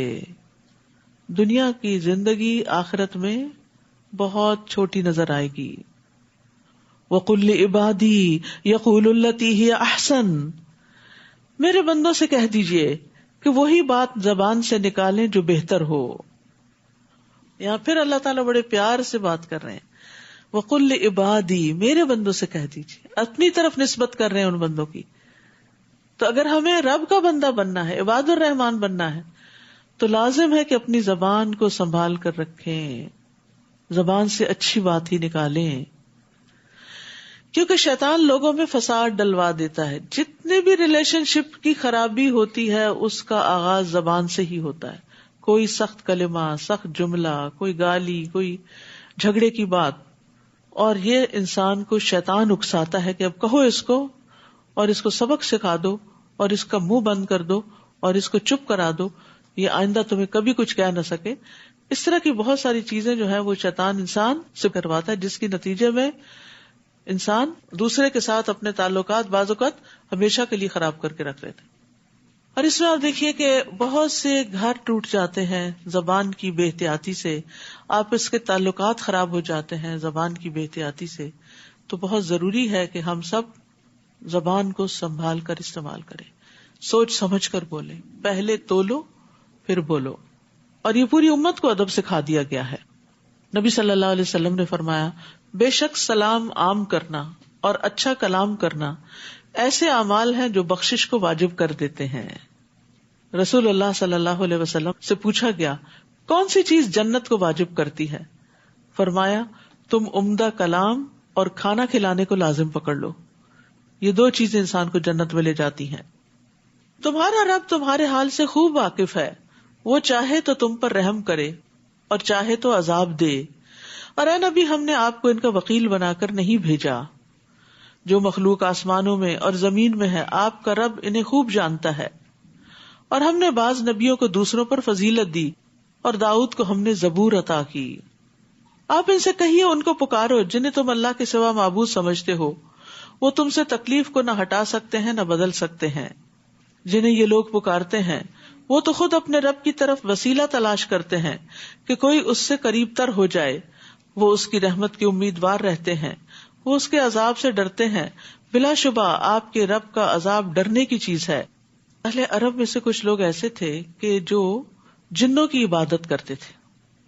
تو جن جو تھے ان میں سے کچھ مسلمان ہو گئے اور وہ اللہ کا قرب چاہنے لگے اور اللہ کی رحمت کی امید رکھتے تھے اور اللہ کے عذاب سے ڈرتے تھے، کیونکہ رب کا عذاب ہے ہی ایسی چیز جس سے ڈرا جائے.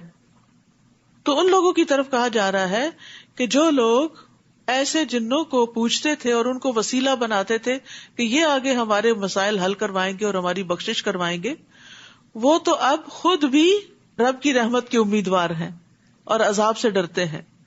یعنی تم جس بھی مخلوق کو پکارو گے ان another sense، تو اس مخلوق کو تو خود رب کی رحمت کی ضرورت ہے، چاہے کوئی بزرگ ہو، چاہے کوئی زندہ ہو، چاہے کوئی فوت شدہ ہو، چاہے فرشتے ہوں، چاہے انبیاء ہوں. سب کے سب کس چیز کے متلاشی ہیں، کس چیز کے طلبگار ہیں؟ کہ اللہ کی رحمت ہو جائے ان پر اور اللہ کے عذاب سے بچ جائیں اور اللہ کی طرف جانے کا راستہ ان کو مل جائے. وَإِن مِّن قَرْيَةٍ إِلَّا نَحْنُ مُهْلِكُوهَا، کوئی بستی ایسی نہیں جسے ہم قیامت سے پہلے ہلاک نہ کر دیں یا سخت عذاب نہ دیں. یہ بات کتاب میں لکھی جا چکی ہے. یعنی جب جب بھی بستیوں والے غلط کام کریں گے، اللہ کے غضب کو دعوت دیں گے، تو اللہ تعالیٰ ان کو تباہ کر دیں گے قبل یوم القیامہ، اور قیامت کے دن تو سب کو ہی تباہ کر دیا جائے گا.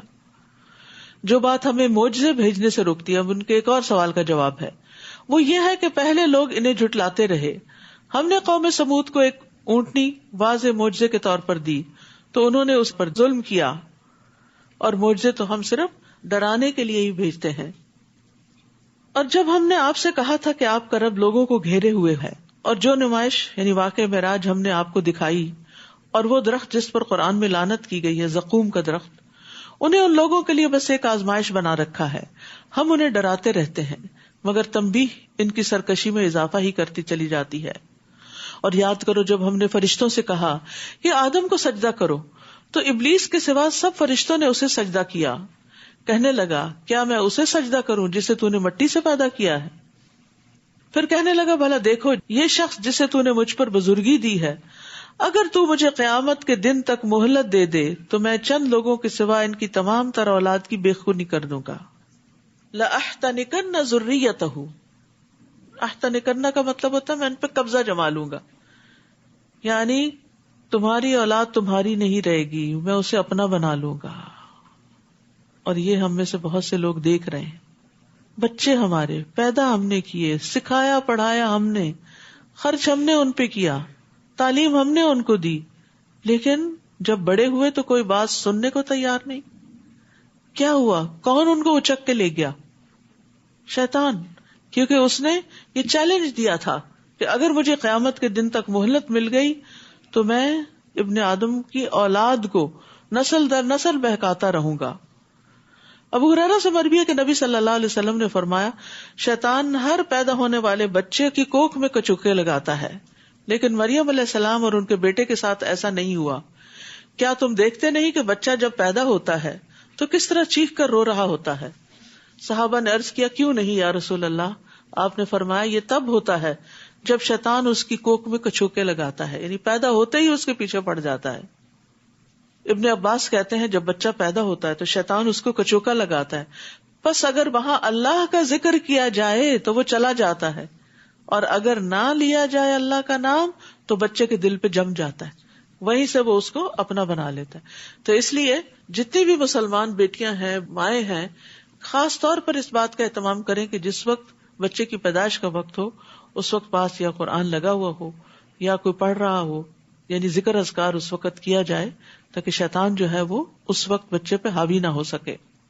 اللہ تعالیٰ نے فرمایا جا تجھے مہلت دی جاتی ہے، پھر اولاد آدم میں سے جو بھی تیرے پیچھے لگے گا تو تجھ سمیت جہنم ہی پورا بدلہ ہے، یعنی تو بھی اور تیرے فالوورز سبھی جہنم میں آئیں گے. اور مہلت میں کیا تھا؟ اور انہیں گھبراہٹ میں ڈال جنہیں تو اپنی آواز سے گھبراہٹ میں ڈال سکتا ہے. اور اس میں مفسرین نے کہا ہے کہ شیطان کی جو صوت ہے وہ بانسری، باجے اور میوزک کی چیزیں ہیں، یہ سب شیطانی آوازیں ہیں کہ جس کے ذریعے وہ بندوں کو پھسلاتا ہے.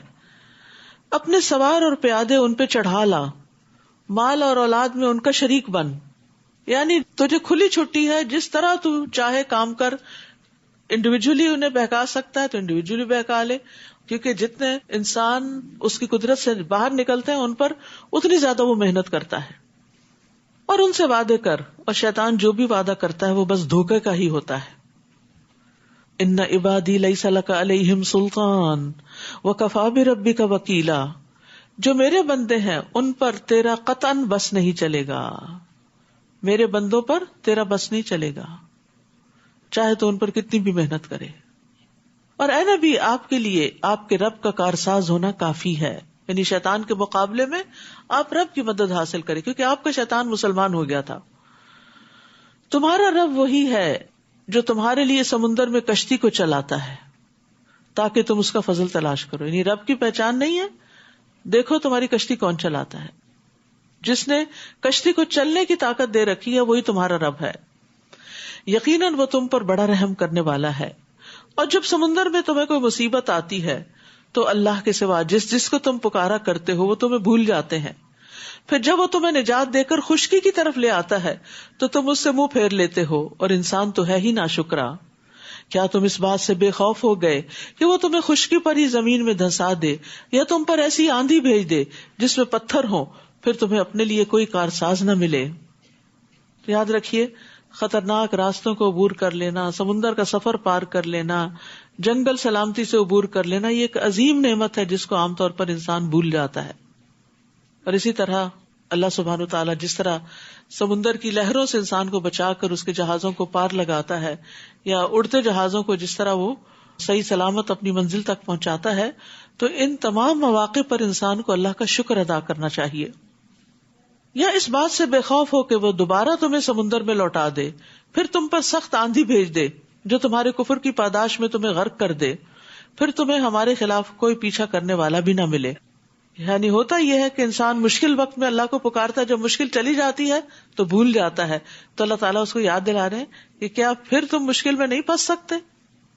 تو آئندہ کے لیے یاد رکھو کہ پھر بھی تمہیں اپنے ربی کے پاس جانا ہے، تو اس سے اپنا تعلق درست رکھو.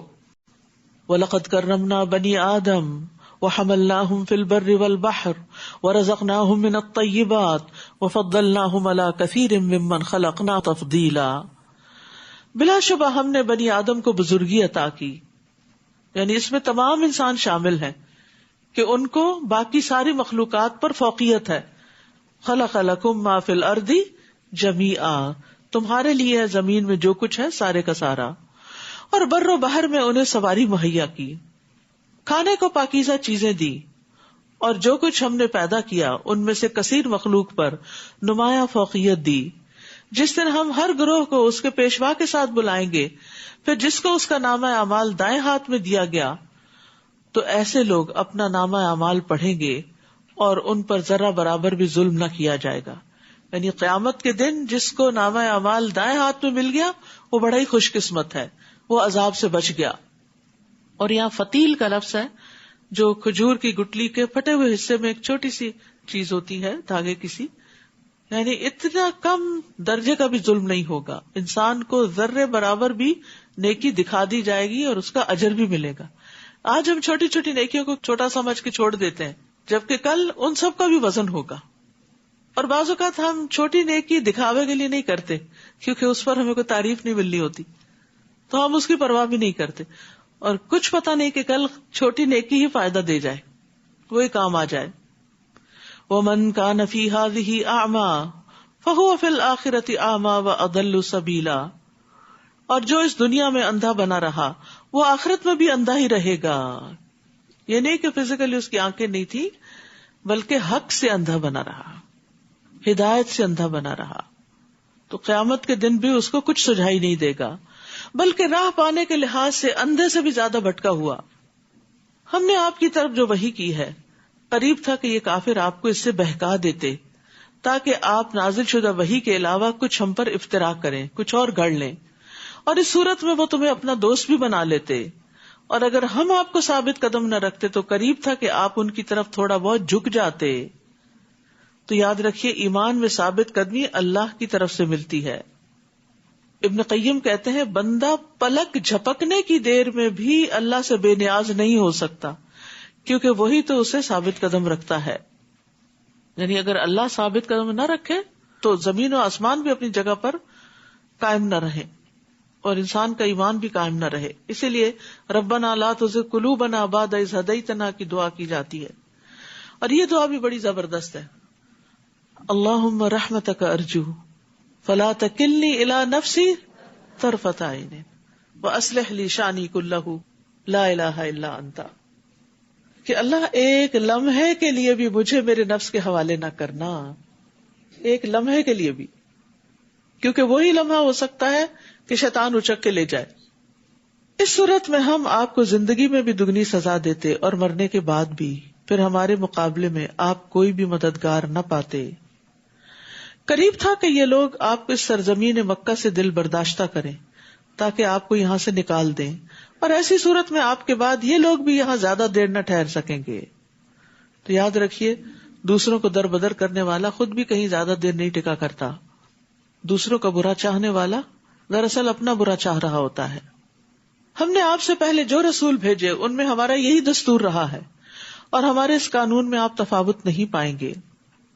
اقم الصلاۃ لدلوک الشمس الی غسق اللیل وقرآن الفجر ان قرآن الفجر کان مشہودا. آپ زوال آفتاب سے لے کر رات کے اندھیرے تک نماز قائم کیجیے، اور فجر کے وقت قرآن پڑھنے کا التزام کیجیے، کیونکہ فجر کے وقت قرآن پڑھنا مشہود ہوتا ہے. مشہود ہونے کا مطلب کیا ہے کہ اس وقت فرشتے حاضر ہوتے ہیں. یہاں قرآن الفجر سے مراد فجر کی نماز ہے جس میں طویل قرات کی جاتی. یہ تو آپ کو معلوم ہوگا کہ سارے دن کی نمازوں کے مقابلے میں فجر کی اگرچہ رکعتیں 2 ہیں لیکن ان میں تلاوت لمبی کرنی چاہیے. امام تو کرتے ہی ہیں، لیکن آپ سب بھی اپنے دن میں جتنی صورتیں نماز میں پڑھتے ہیں ان کے مقابلے میں فجر کی نماز میں زیادہ لمبی صورت پڑھیں. لیکن بہت سے لوگ جن کو پھر نیند آتی ہے تو وہ چھوٹی سی صورت پڑھ کے بس سونے کی کرتے ہیں کہ پھر اٹھ کے کام پہ جانا ہے. لیکن جب ویکینڈ ہو کم از کم اس وقت اہتمام کریں. جمعے کے دن تو آپ صلی اللہ علیہ وسلم پہلی رکعت میں الف لام میم السجدہ اور دوسری رکعت میں سورۃ الدہر پڑھا کرتے تھے. ہم نے آپ سے پہلے جو رسول بھی بھیجے ہیں ان میں ہمارا یہی دستور رہا ہے، اور ہمارے اس قانون میں آپ تفاوت نہیں پائیں گے. تو یاد رکھیے کہ فجر کے وقت فرشتوں کی حاضری ہوتی ہے. نبی صلی اللہ علیہ وسلم نے فرمایا رات کے فرشتے اور دن کے فرشتے فجر کی نماز میں جمع ہوتے ہیں. اور ابو ہریرہ نے کہا اگر تم چاہو تو یہ آیت پڑھ لو، یعنی اسی آیت کو پڑھ کے بتایا. اس کے علاوہ بھی قرآن کی تلاوت کرنے کا بہترین وقت جو ہے وہ دن کا آغاز ہے، یعنی فجر کے بعد ہے.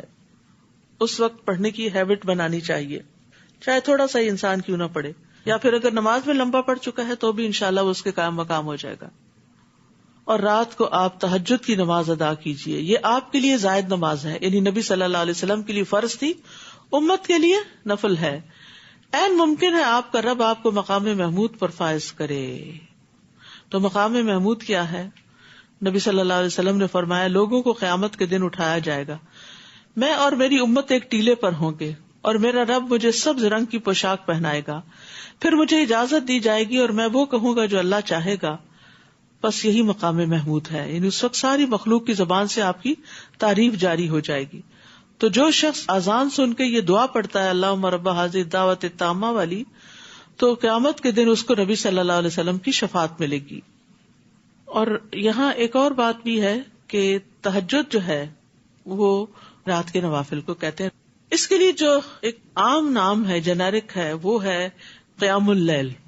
رات کے شروع میں پڑھیں، تھوڑی دیر ٹھہر کے پڑھیں، سحری کے وقت پڑھیں، سبھی کو قیام اللیل کہا جاتا ہے. ٹھیک ہے، اور سب کو ہی اجر ہے. لیکن نبی صلی اللہ علیہ وسلم کا طریقہ رات کے آخری حصے میں نماز پڑھنے کا تھا، یعنی پچھلی رات، جس کو سحر کا وقت کہتے ہیں. اور تہجد کیوں کہتے ہیں؟ تہجد کہتے ہیں نیند توڑ کے اٹھنا.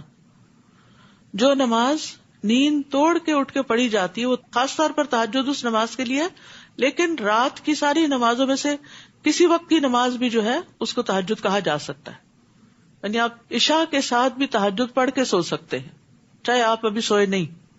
کچھ نوافل ایکسٹرا پڑھ لیں، آپ کے تہجد ہو جائیں گے، کیونکہ کچھ لوگ دوبارہ نہیں اٹھ سکتے. کچھ لوگ سوتے ہیں عشاء کے بعد، پھر درمیان میں اٹھتے ہیں اور پھر پڑھ کے پھر سو جاتے ہیں اور پھر دوبارہ اٹھتے ہیں. تو جو بھی طریقہ جس کو سوٹ کرتا ہو، لیکن فرض نمازوں کے بعد یہ ایک بڑی فضیلت والی نماز ہے. رات کے وقت اٹھ کے نوافل پڑھنا، اور اس میں دعائیں بھی قبول ہوتی ہیں. اب بہت سے لوگ سوال کرتے تراویح فرض ہے، تراویح سنت مؤکدہ ہے، تراویح کیا ہے؟ بھئی نفل نماز ہے، پڑھو گے تو بہت بڑا اجر ہے. من قام رمضان ایمانا واحتسابا غفر له ما تقدم من ذنبه، جو رمضان کی راتوں کو قیام کرے گا ایمان اور ثواب کی نیت سے، اس کے پچھلے سارے گناہ معاف ہو جائیں گے. تو یہ گناہوں کی معافی کا ذریعہ بھی ہے. وقل رب ادخلنی مدخل صدق واخرجنی مخرج صدق واجعل لی من لدنک سلطانا نصیرا. اور دعا کیجئے اے میرے رب، جہاں بھی تو مجھے لے جائے سچائی کے ساتھ لے جا، اور جہاں سے نکالے تو سچائی کے ساتھ نکال، اور اپنے ہاں سے ایک اقتدار کو میرا مددگار بنا دے. وَقُلْ جَاءَ الْحَقُّ وَزَهَقَ الْبَاطِلُ إِنَّ الْبَاطِلَ كَانَ زَهُوقًا. اور کہہ دیجئے کہ حق آ گیا اور باطل چلا گیا، بے شک باطل جانے والا ہی ہے. وَنُنَزِّلُ مِنَ الْقُرْآنِ مَا هُوَ شِفَاءٌ وَرَحْمَةٌ لِّلْمُؤْمِنِينَ وَلَا يَزِيدُ الظَّالِمِينَ إِلَّا خَسَارًا.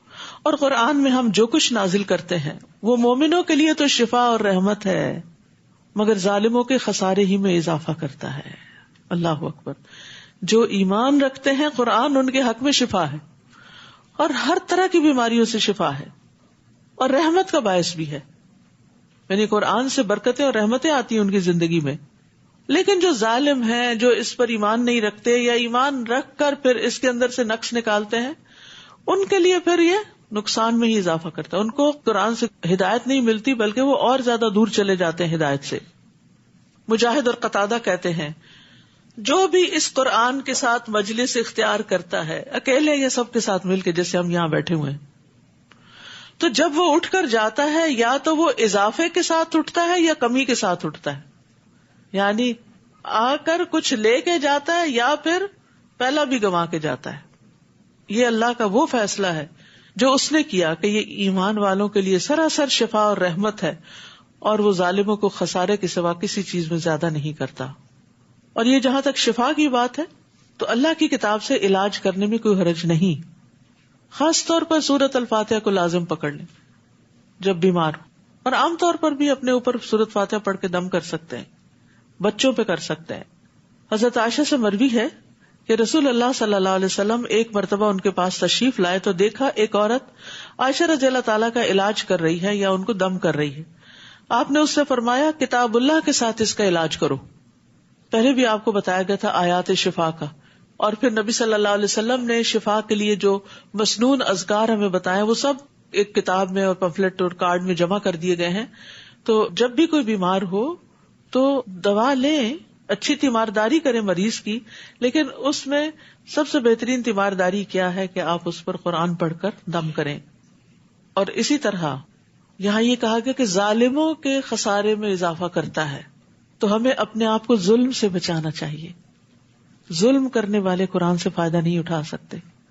ظلم کیا ہے؟ کسی کو اس کے حق سے محروم کر دینا، چاہے ایک ماں جو بچے کو دودھ نہ پلا کے اس کے حق سے محروم کرتی ہے، یا کسی سے کوئی کام لے کر اس کو پوری اجرت نہ دینا جو اس سے طے کی گئی ہو، یا اسی طرح کی اور بھی گھریلو زندگی میں آپ مثالیں دیکھ سکتے ہیں کہ جیسے شوہر کا حق نہ دینا، شوہر کا بیوی کو حق نہ دینا، بچوں کو اگنور کر دینا، ان کی ضروریات پوری نہ کرنا، ان کی صحیح تربیت نہ کرنا، ان کے اندر ایمان نہ پیدا کرنا.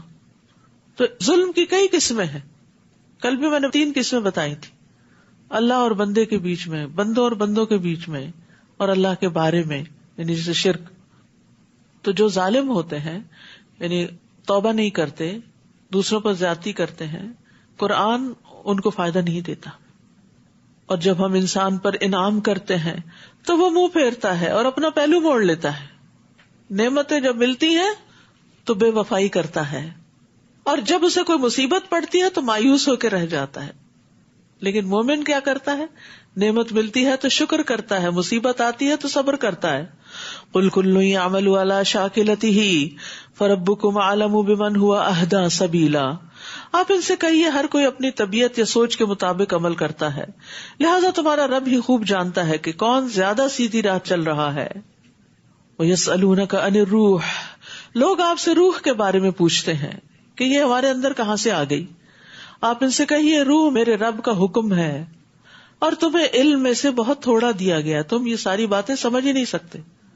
اب دیکھیے کہ سرٹن چیزوں کو سمجھنے کے لیے ایک سرٹن لیول کا علم ہونا ضروری ہے. مثال کے طور پر کسی مریض کے مرض کو پہچاننے کے لیے ڈاکٹر بننا ضروری ہے. ایک سرٹن لیول کا آپ کے پاس علم نہ ہو تو آپ اس بیماری کو نہیں سمجھ سکتے، صحیح طور پر ڈائگنوز نہیں کر سکتے، صحیح تشخیص نہیں کر سکتے. تو اسی طرح روح کے مسئلے کو سمجھنے کے لیے آپ کے پاس ایک سرٹن لیول کا علم ہونا چاہیے. وہ ہے ہی نہیں، وہ دنیا میں نہیں ہے، تو کہاں سے حاصل کرو گے اور کہاں سے روح کو سمجھو گے؟ تو اس لیے فی الحال دنیا میں یہ بس اتنا ہی جان لو کہ یہ رب کے امر سے آتی ہے تمہارے اندر، اور جب رب کا امر آتا ہے تو چلی بھی جاتی ہے. نہ ہم اس کے آنے پہ کوئی کنٹرول رکھتے کہ ہم نے نہیں آنے دینا، اور نہ اس کے جانے پر. یہ آزاد پنچھی ہے، اللہ کے حکم سے ہی ہے. آتی ہے تو زندگی لاتی ہے اور جاتی ہے تو زندگی بجھ جاتی ہے.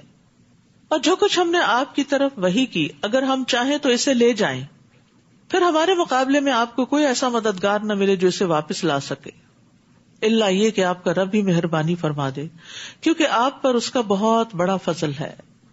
آپ ان سے کہیے کہ اگر تمام انسان اور جن سب مل کر قرآن جیسی کوئی چیز بنا لائیں تو نہ لا سکیں گے، خواہ وہ سب ایک دوسرے کے مددگار ہی کیوں نہ ہو. میں نے جیسے پہلے عرض کیا تھا نا کہ سورۃ بنی اسرائیل جو ہے اس میں قرآن کا ذکر بہت آتا ہے. نبی صلی اللہ علیہ وسلم رات کو اسے سونے سے پہلے پڑھا کرتے تھے، اور آپ فرماتے تھے کہ یہ میرے قدیم مال میں سے، یعنی ابتدائی دور کی صورتوں میں سے ہے. تو ابتدائی دور کی صورتوں میں عموماً توحید کے دلائل دیے جاتے ہیں، قرآن کی اوتھینٹسٹی کو ثابت کیا جاتا ہے. ہم نے اس قرآن میں لوگوں کو ہر طرح کی مثال کو مختلف طریقے سے بیان کیا ہے، مگر اکثر لوگوں نے اسے تسلیم نہ کیا، بس کفر ہی کرتے گئے. یعنی اللہ تعالیٰ نے سمجھانے میں کوئی کسر نہیں چھوڑی، لیکن کچھ لوگ جو ظالم ہوتے ہیں ان کو سمجھ نہیں آتی، اور کہنے لگے ہم اس وقت تک آپ پر ایمان نہ لائیں گے جب تک آپ ہمارے لیے زمین سے چشمہ نہ جاری کر دیں، یا آپ کا کھجوروں اور انگوروں کا باغ ہو تو آپ اس میں جا بجا نہریں بہا دیں، یا آپ آسمان کو ٹکڑے ٹکڑے کر کے ہم پر گرا دیں جیسے آپ کا دعویٰ ہے، یا اللہ اور فرشتوں کو سامنے لے آئیں، یا آپ کے لیے سونے کا کوئی گھر ہو، یا آپ آسمان میں چڑھ جائیں اور ہم آپ کے چڑھنے کو بھی نہ مانیں گے. لا حول ولا قوت الا باللہ. حتیٰ کہ آپ ہم پر کتاب نازل کریں جس کو ہم پڑھ لیں. آپ ان سے کہیے پاک ہے میرا رب، میں تو محض ایک انسان ہوں پیغام پہنچانے والا. بات ہی ختم، جھگڑا ہی ختم. بعض اوقات ایسا ہوتا ہے زندگی میں کہ کوئی شخص آپ سے بے پناہ حجتیں کرتا ہے، یہ بھی غلط ہے، یہ کیوں ہے، یہ کیوں ہے، یہ کیوں ہے، تو آپ اس کے جواب میں ایک بات سے اپنی بات ختم کر سکتے. ضروری نہیں ہوتا کہ ہر وقت دوسروں کو بہت لمبے چوڑے دلائل سے سمجھایا جائے. جیسے بچے ہوتے ہیں نا، بعض اوقات بڑے ناروا مطالبات کرتے ہیں، انہیں سیل فون چاہیے، انہیں گاڑی چاہیے، بس وہ انتظار کرتے رہتے ہیں کب نیا مطالبہ کریں. اور جب آپ کہتے ہیں یہ نہیں ہو سکتا تو پھر وہ ناراض ہوتے ہیں، پھر وہ ایک کے بعد ایک دلیل لاتے ہیں آپ کے پاس، پھر ایموشنلی بلیک میل کرتے ہیں. ان کے سر سے وہ بات نکلتی ہی نہیں، ایک ہی بات ہوتی ہے، بس انہیں وہ چاہیے. تو ایسے میں جو چیز تو درست ہے بہت زیادہ بیچاروں کو منتیں ترلے ہی نہ کرنے دیں. جو چیز ضرورت ہے خود ہی لے دیں، لیکن جو ضرورت کی نہیں اور نہیں لے کے دینی، جب ایک دفعہ اگر آپ نے نہ کر دی تو پھر یہ نہیں 2-4 دفعہ ستائیں تو پھر آپ نے اچھا یہ لو نہیں. اب یہ جو اتنے مطالبے اہل مکہ کرتے تھے تو یہ تھوڑی کیا گیا کہ اچھا تم اتنا جو تنگ کر رہے ہو تو یہ لو مطالبے تمہارے پورے ہو گئے. نہیں، جو چیز فائدے کی نہیں، جو کام کرنے کا نہیں، اس کو نہیں کرنا. اور بچوں کو بھی یہ پتا ہونا چاہیے کہ اس بات پر نہ ہو چکی ہے، اب دوبارہ نہیں بات کرنے کی. اصل میں کیوں نہیں مانے گئے مطالبے؟ کیونکہ اگر یہ مان لیے جاتے نا تو تھوڑے دن کے بعد ایک نیا سیٹ آف مطالبات آ جاتا اور پھر اور آ جاتا. تو کیا نبی صلی اللہ علیہ وسلم کا کام یہی تھا کہ وہ لوگوں کو کرشمے دکھاتے رہے اور ان کو مسحور کرتے رہے اور ان کو اچنبھے میں ڈالتے رہے، اچھا یہ ہے وہ ہے، حیران کن چیزیں بتاتے رہے اور ہدایت کا کام نہ کرے، تعلیم نہ دے؟ تو اس لیے جہاں بھی کوئی آپ کو بہت زج کرے اور بہت لمبی چوڑی باتیں کرے، وہاں مختصر بات کرنا سیکھیے. کیا کہا؟ قل، ان ساری باتوں کے جواب میں سبحان ربی، پاک ہے میرا رب. وہ لا سکتا ہے سارے معجزے، لیکن ہل کنت الا بشرا رسولا، کیا میں ایک بشر رسول کے سوا کچھ اور بھی ہوں؟ یہاں یہ بات بھی پتہ چلتی ہے کہ نبی صلی اللہ علیہ وسلم اللہ کے رسول ضرور تھے اور اس کے ساتھ بشر بھی تھے.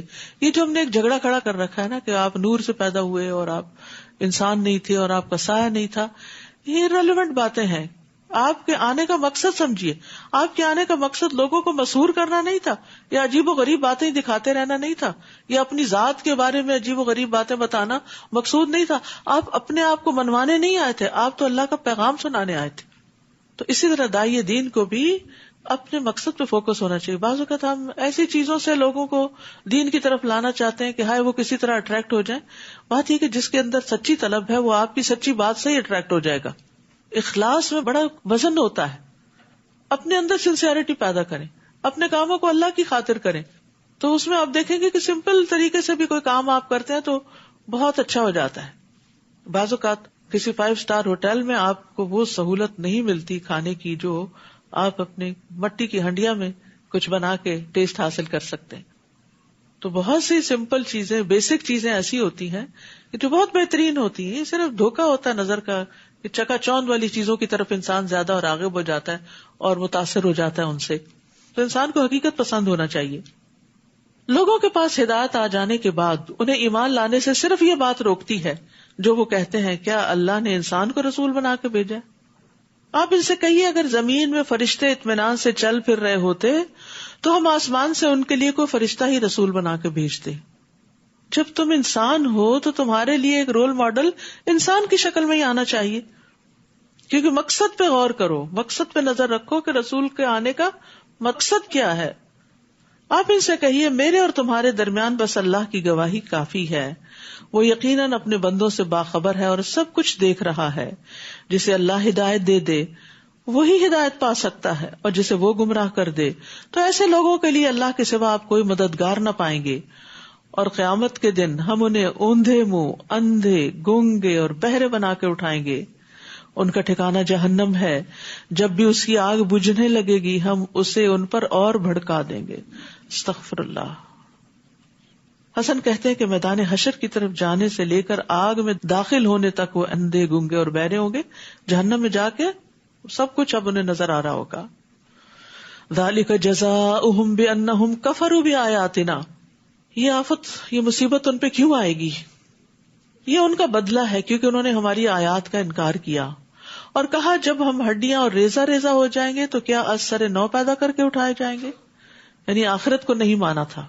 کیا انہوں نے دیکھا نہیں کہ وہ اللہ جس نے آسمانوں اور زمین کو پیدا کیا وہ اس بات پر قادر ہے کہ ان جیسے پھر پیدا کر دے.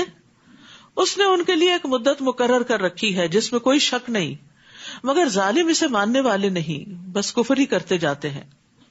آپ ان سے کہہ دیجئے اگر میرے رب کی رحمت کے خزانوں کے مالک تم ہوتے تو ان کے خرچ ہو جانے کے اندیشے سے سب کچھ اپنے ہی پاس رہنے دیتے. واقعی انسان بہت تنگ دل ہے. وَكَانَ الْإِنسَانُ قَتُورًا. قطورا کا مطلب ہوتا ہے کنجوس اور مال کو خرچ کرنے سے روکنے والا، مال خرچ نہ کرے. اور ہم نے موسیٰ کو 9 نشانیاں عطا کی تھیں.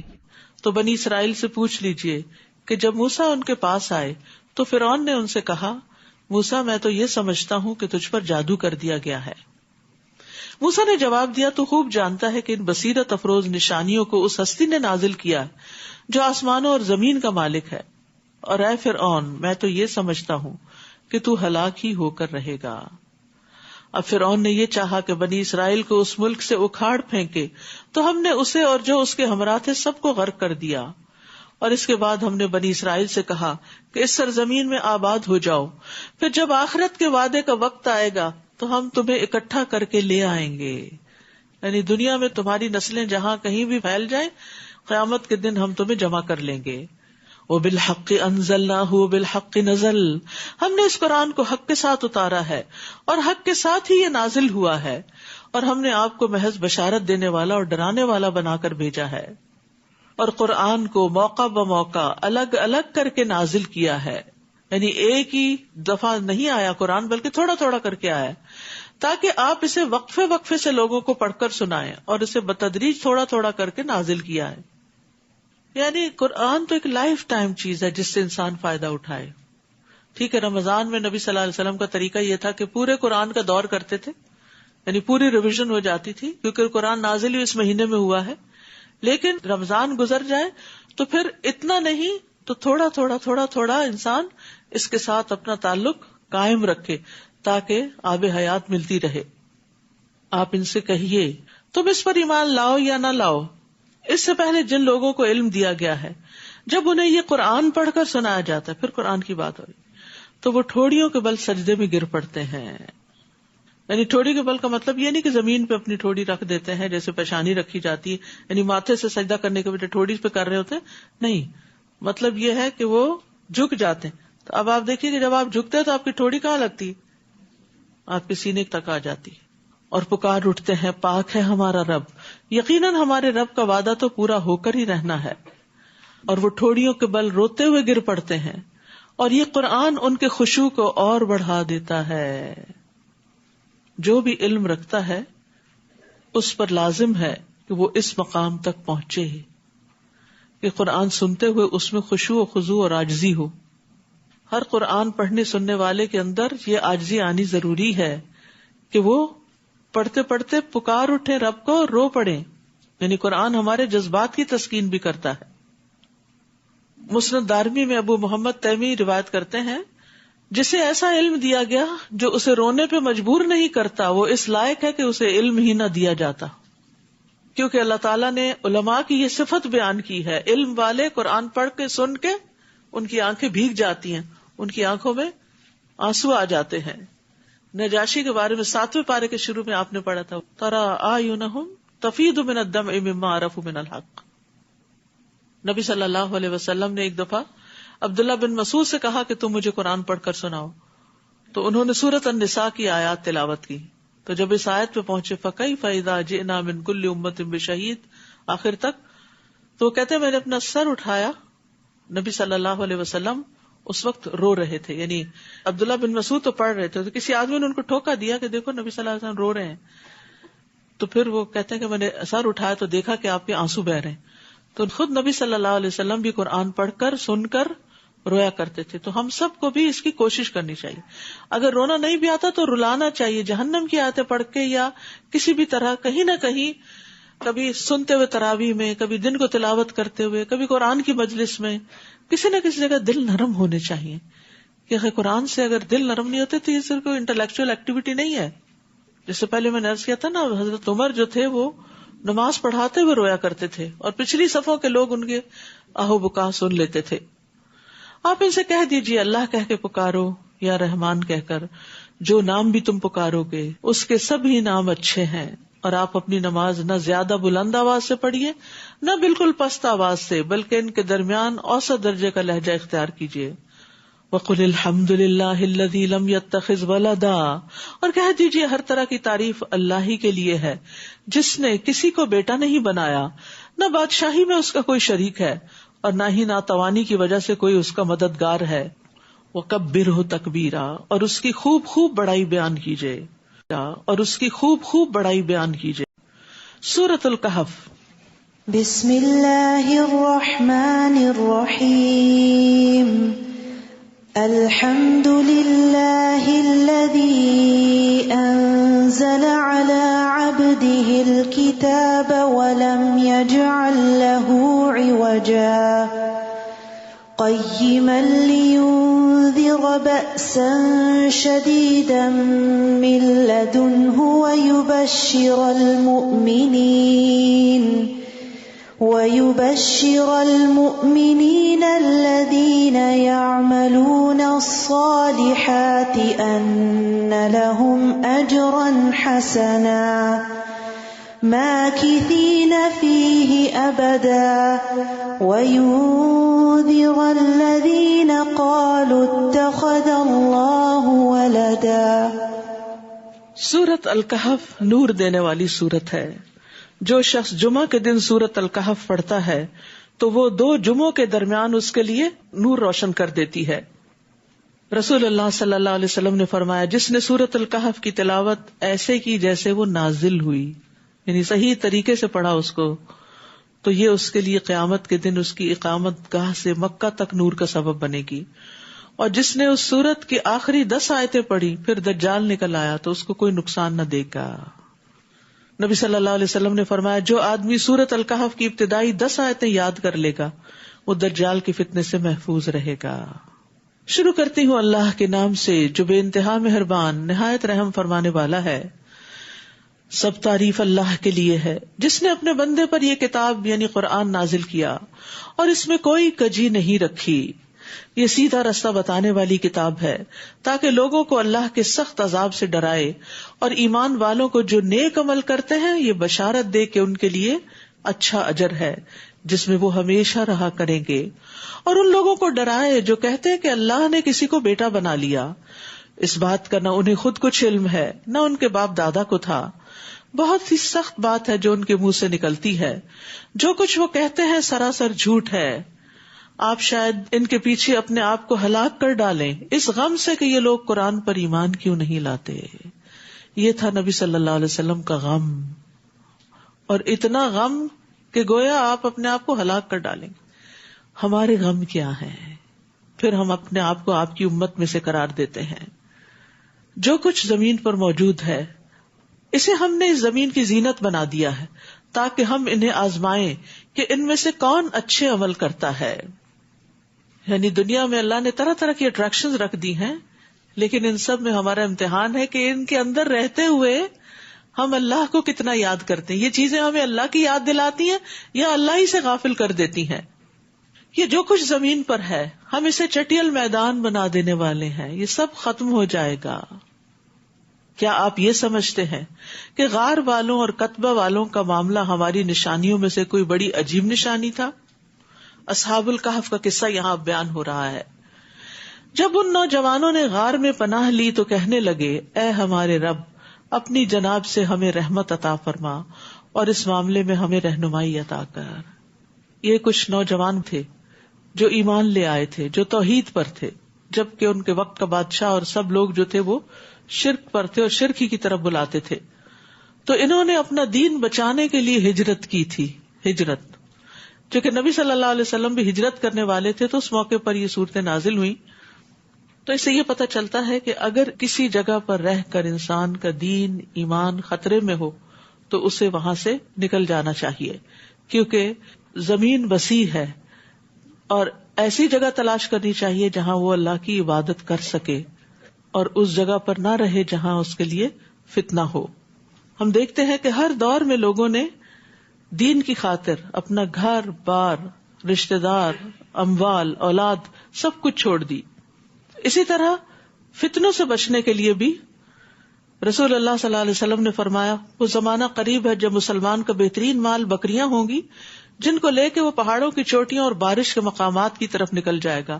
وہ فتنوں سے راہ فرار اختیار کر کے اپنے دین کو بچا لے گا. یعنی ایسی جگہوں پہ رہنے کی بجائے جہاں پر دین پہ عمل کرنا مشکل ہے اس جگہ کو چھوڑ کر وہاں چلا جائے گا جہاں اس کے لیے سہولت ہوگی. کیونکہ آخرت میں یہ نہیں پوچھا جائے گا کہ دنیا کتنی کمائی، یہ پوچھا جائے گا کہ دین کتنا بچایا. تو ہم نے انہیں اس غار میں تھپکی دے کر کئی سال تک کے لیے سلا دیا. پھر ہم نے انہیں اٹھایا تاکہ معلوم کریں کہ ہر دو فریق میں سے کون اپنی مدت قیام کا ٹھیک حساب رکھتا ہے. ہم آپ کو ان کا بالکل سچا واقعہ بتاتے ہیں. وہ چند نوجوان تھے جو اپنے رب پر ایمان لے آئے تھے اور ہم نے انہیں مزید رہنمائی بخشی اور ہم نے ان کے دلوں کو اس وقت مضبوط کر دیا جب انہوں نے کھڑے ہو کر اعلان کیا کہ ہمارا رب تو وہی ہے جو آسمانوں اور زمین کا رب ہے، ہم اس کے سوا کسی کو الہ نہیں پکاریں گے. اگر ہم ایسا کریں تو یہ بعید از عقل بات ہوگی. تو اللہ سبحانہ تعالیٰ نے ان کے ارادے کے بعد ان کو سارے اسباب بھی مہیا کر دیے، ان کے دل کو جما دیا. یاد رکھیے جب سچی نیت اور اخلاص کے ساتھ انسان کسی نیکی کے کام کا ارادہ کر لیتا ہے تو اللہ تعالیٰ اس کے لیے رستے بھی بنا دیتا ہے. پھر آپس میں کہنے لگے یہ ہماری قوم کے لوگ جنہوں نے اللہ کے سوا دوسروں کو الہ بنا رکھا ہے، تو پھر یہ ان کے الہ ہونے پر کوئی واضح دلیل کیوں نہیں لاتے؟ بھلا اس شخص سے بڑا ظالم اور کون ہو سکتا ہے جو اللہ پر تہمت لگائے. اور اب جب کہ تم لوگوں نے اپنی قوم کے لوگوں سے اور ان کے معبودوں سے جنہیں یہ لوگ پوچھتے ہیں کنارہ ہی کر لیا ہے تو آؤ اس غار میں پناہ لے لو. تمہارا رب تم پر اپنی رحمت وسیع کر دے گا اور تمہارے معاملے میں آسانی پیدا کر دے گا. یعنی ان کے لیے اور تو کہیں جانے کا راستہ نہیں تھا، کوئی اور شہر اور کوئی اور ملک اور کوئی اور آبادی، تو انہوں نے غار میں ہی جا کے پناہ لے لی. آپ دیکھیں گے کہ جب سورج نکلتا ہے تو ان کی غار سے دائیں طرف ہٹ رہتا ہے، اور جب غروب ہوتا ہے تو بائیں طرف کترا کر غروب ہوتا ہے، یعنی ان کے اوپر ڈائریکٹ سن نہیں پڑتا. اور وہ نوجوان اس غار کی وسیع جگہ میں لیٹے ہیں، یعنی کافی اسپیشیس ہے جہاں جا کے وہ سو رہے ہیں. یہ اللہ کی نشانیوں میں سے ایک نشانی ہے. جسے اللہ ہدایت دے وہی ہدایت پا سکتا ہے، اور جسے وہ بھٹکا دے تو آپ اس کے لیے ایسا کوئی مددگار نہ پائیں گے جو اسے راہ راست پر لا سکے. آپ سمجھیں گے کہ وہ جاگ رہے ہیں حالانکہ وہ سو رہے ہیں، کیونکہ وہ سائیڈز بدلتے تھے. ہم ان کی دائیں اور بائیں کروٹ بدلتے رہتے ہیں، اور ان کا کتا اس غار کے دہانے پر اپنے بازو پھیلائے ہوئے ہے. اگر تو انہیں جھانک کر دیکھے تو دہشت کے مارے بھاگ نکلے. یعنی ایسا سین ہے وہاں کہ کوئی ٹھہر نہیں سکتا. یہ ساری اللہ تعالیٰ نے ان کی حفاظت کے لیے انتظام کر رکھے تھے. ان کے کروٹیں بدلوانا، ان کے کتے کو وہاں بٹھانا، اور پھر وہاں پر ایسا اندھیرا ہونا کہ کوئی وہاں داخل ہونے کی جرت نہ کرے. اسی طرح ہم نے انہیں اٹھایا 309 سال کے بعد. دن کے ابتدائی حصے میں گئے تھے اور اٹھے تھے آخری حصے میں، تاکہ وہ آپس میں کچھ سوال و جواب کریں. ان میں سے ایک نے کہا، بھلا تم کتنی مدت سال میں پڑے رہے؟ ان میں سے کچھ نوجوانوں نے کہا، یہی کوئی ایک دن یا دن کا کچھ حصہ. جیسے بہت گہری نیند سونے والا جب اٹھتا ہے تو اس کو پتہ نہیں چلتا کہ ٹائم کیا ہے. بعض اوقات آپ دن میں سو رہے ہوتے ہیں اور آپ سوچتے ہیں شاید رات ہے. اسی طرح وائس ورسا، یہی کوئی ایک دن یا دن کا کچھ حصہ. اور بعض نے کہا، یہ تو اللہ ہی خوب جانتا ہے کہ تم کتنی مدت اس حال میں پڑے رہے. اب یوں کرو کہ اپنا چاندی کا سکہ دے کر کسی کو شہر بھیجو کہ وہ دیکھے صاف ستھرا کھانا کہاں سے ملتا ہے. یاد رکھیے، توحید جو شرک سے بچ کے انسان کے اندر ایک پاکیزگی لاتا ہے، تو یہ پاکیزگی اس کے سارے مزاج کا حصہ ہو جاتی. کپڑے میں، جسم کے معاملے میں، کھانے پینے میں، ازدواجی تعلقات میں، ہر چیز میں انسان پھر پاکیزگی کی تلاش میں رہتا ہے. گندی چیزوں سے اس کی روح بیزار ہوتی ہے. وہاں سے وہ آپ کے لیے کھانے کو کچھ لائے، اور اسے نرم رویہ اختیار کرنا چاہیے. یہاں نصف قرآن ہو گیا الحمدللہ. وہاں اسے نرم رویہ اختیار کرنا چاہیے، یعنی احتیاط کے ساتھ معاملہ کرے. ایسا نہ ہو کہ کسی کو آپ لوگوں کو پتا چل جائے. انہیں نہیں پتا تھا کہ اتنی مدت گزر چکی ہے، کیونکہ اگر ان لوگوں کا تم پہ بس چل گیا تو تمہیں سنگسار کر دیں گے یا پھر اپنے دین میں لوٹا لے جائیں گے. اس صورت میں تم کبھی فلاح نہ پا سکو گے. اس طرح ہم نے لوگوں کو ان نوجوانوں پر مطلع کر دیا تاکہ وہ جان لے کہ اللہ کا وعدہ سچا ہے اور قیامت بپا ہونے میں کوئی شک نہیں. جبکہ وہ آپس میں ان نوجوانوں کے معاملے میں جھگڑا کر رہے تھے، آخر ان میں سے کچھ لوگ کہنے لگے، یہاں ان پر ایک عمارت بنا دو. یعنی بالآخر لوگوں کو پتا چل گیا کہ یہ وہی بچے تھے جو گم گئے تھے، اور پھر اب نکل آئے کیونکہ ان کے پاس اس زمانے کے کوائنز تھے، پیسے تھے، کرنسی تھی، اور اسی طرح کی کچھ اور چیزیں بھی.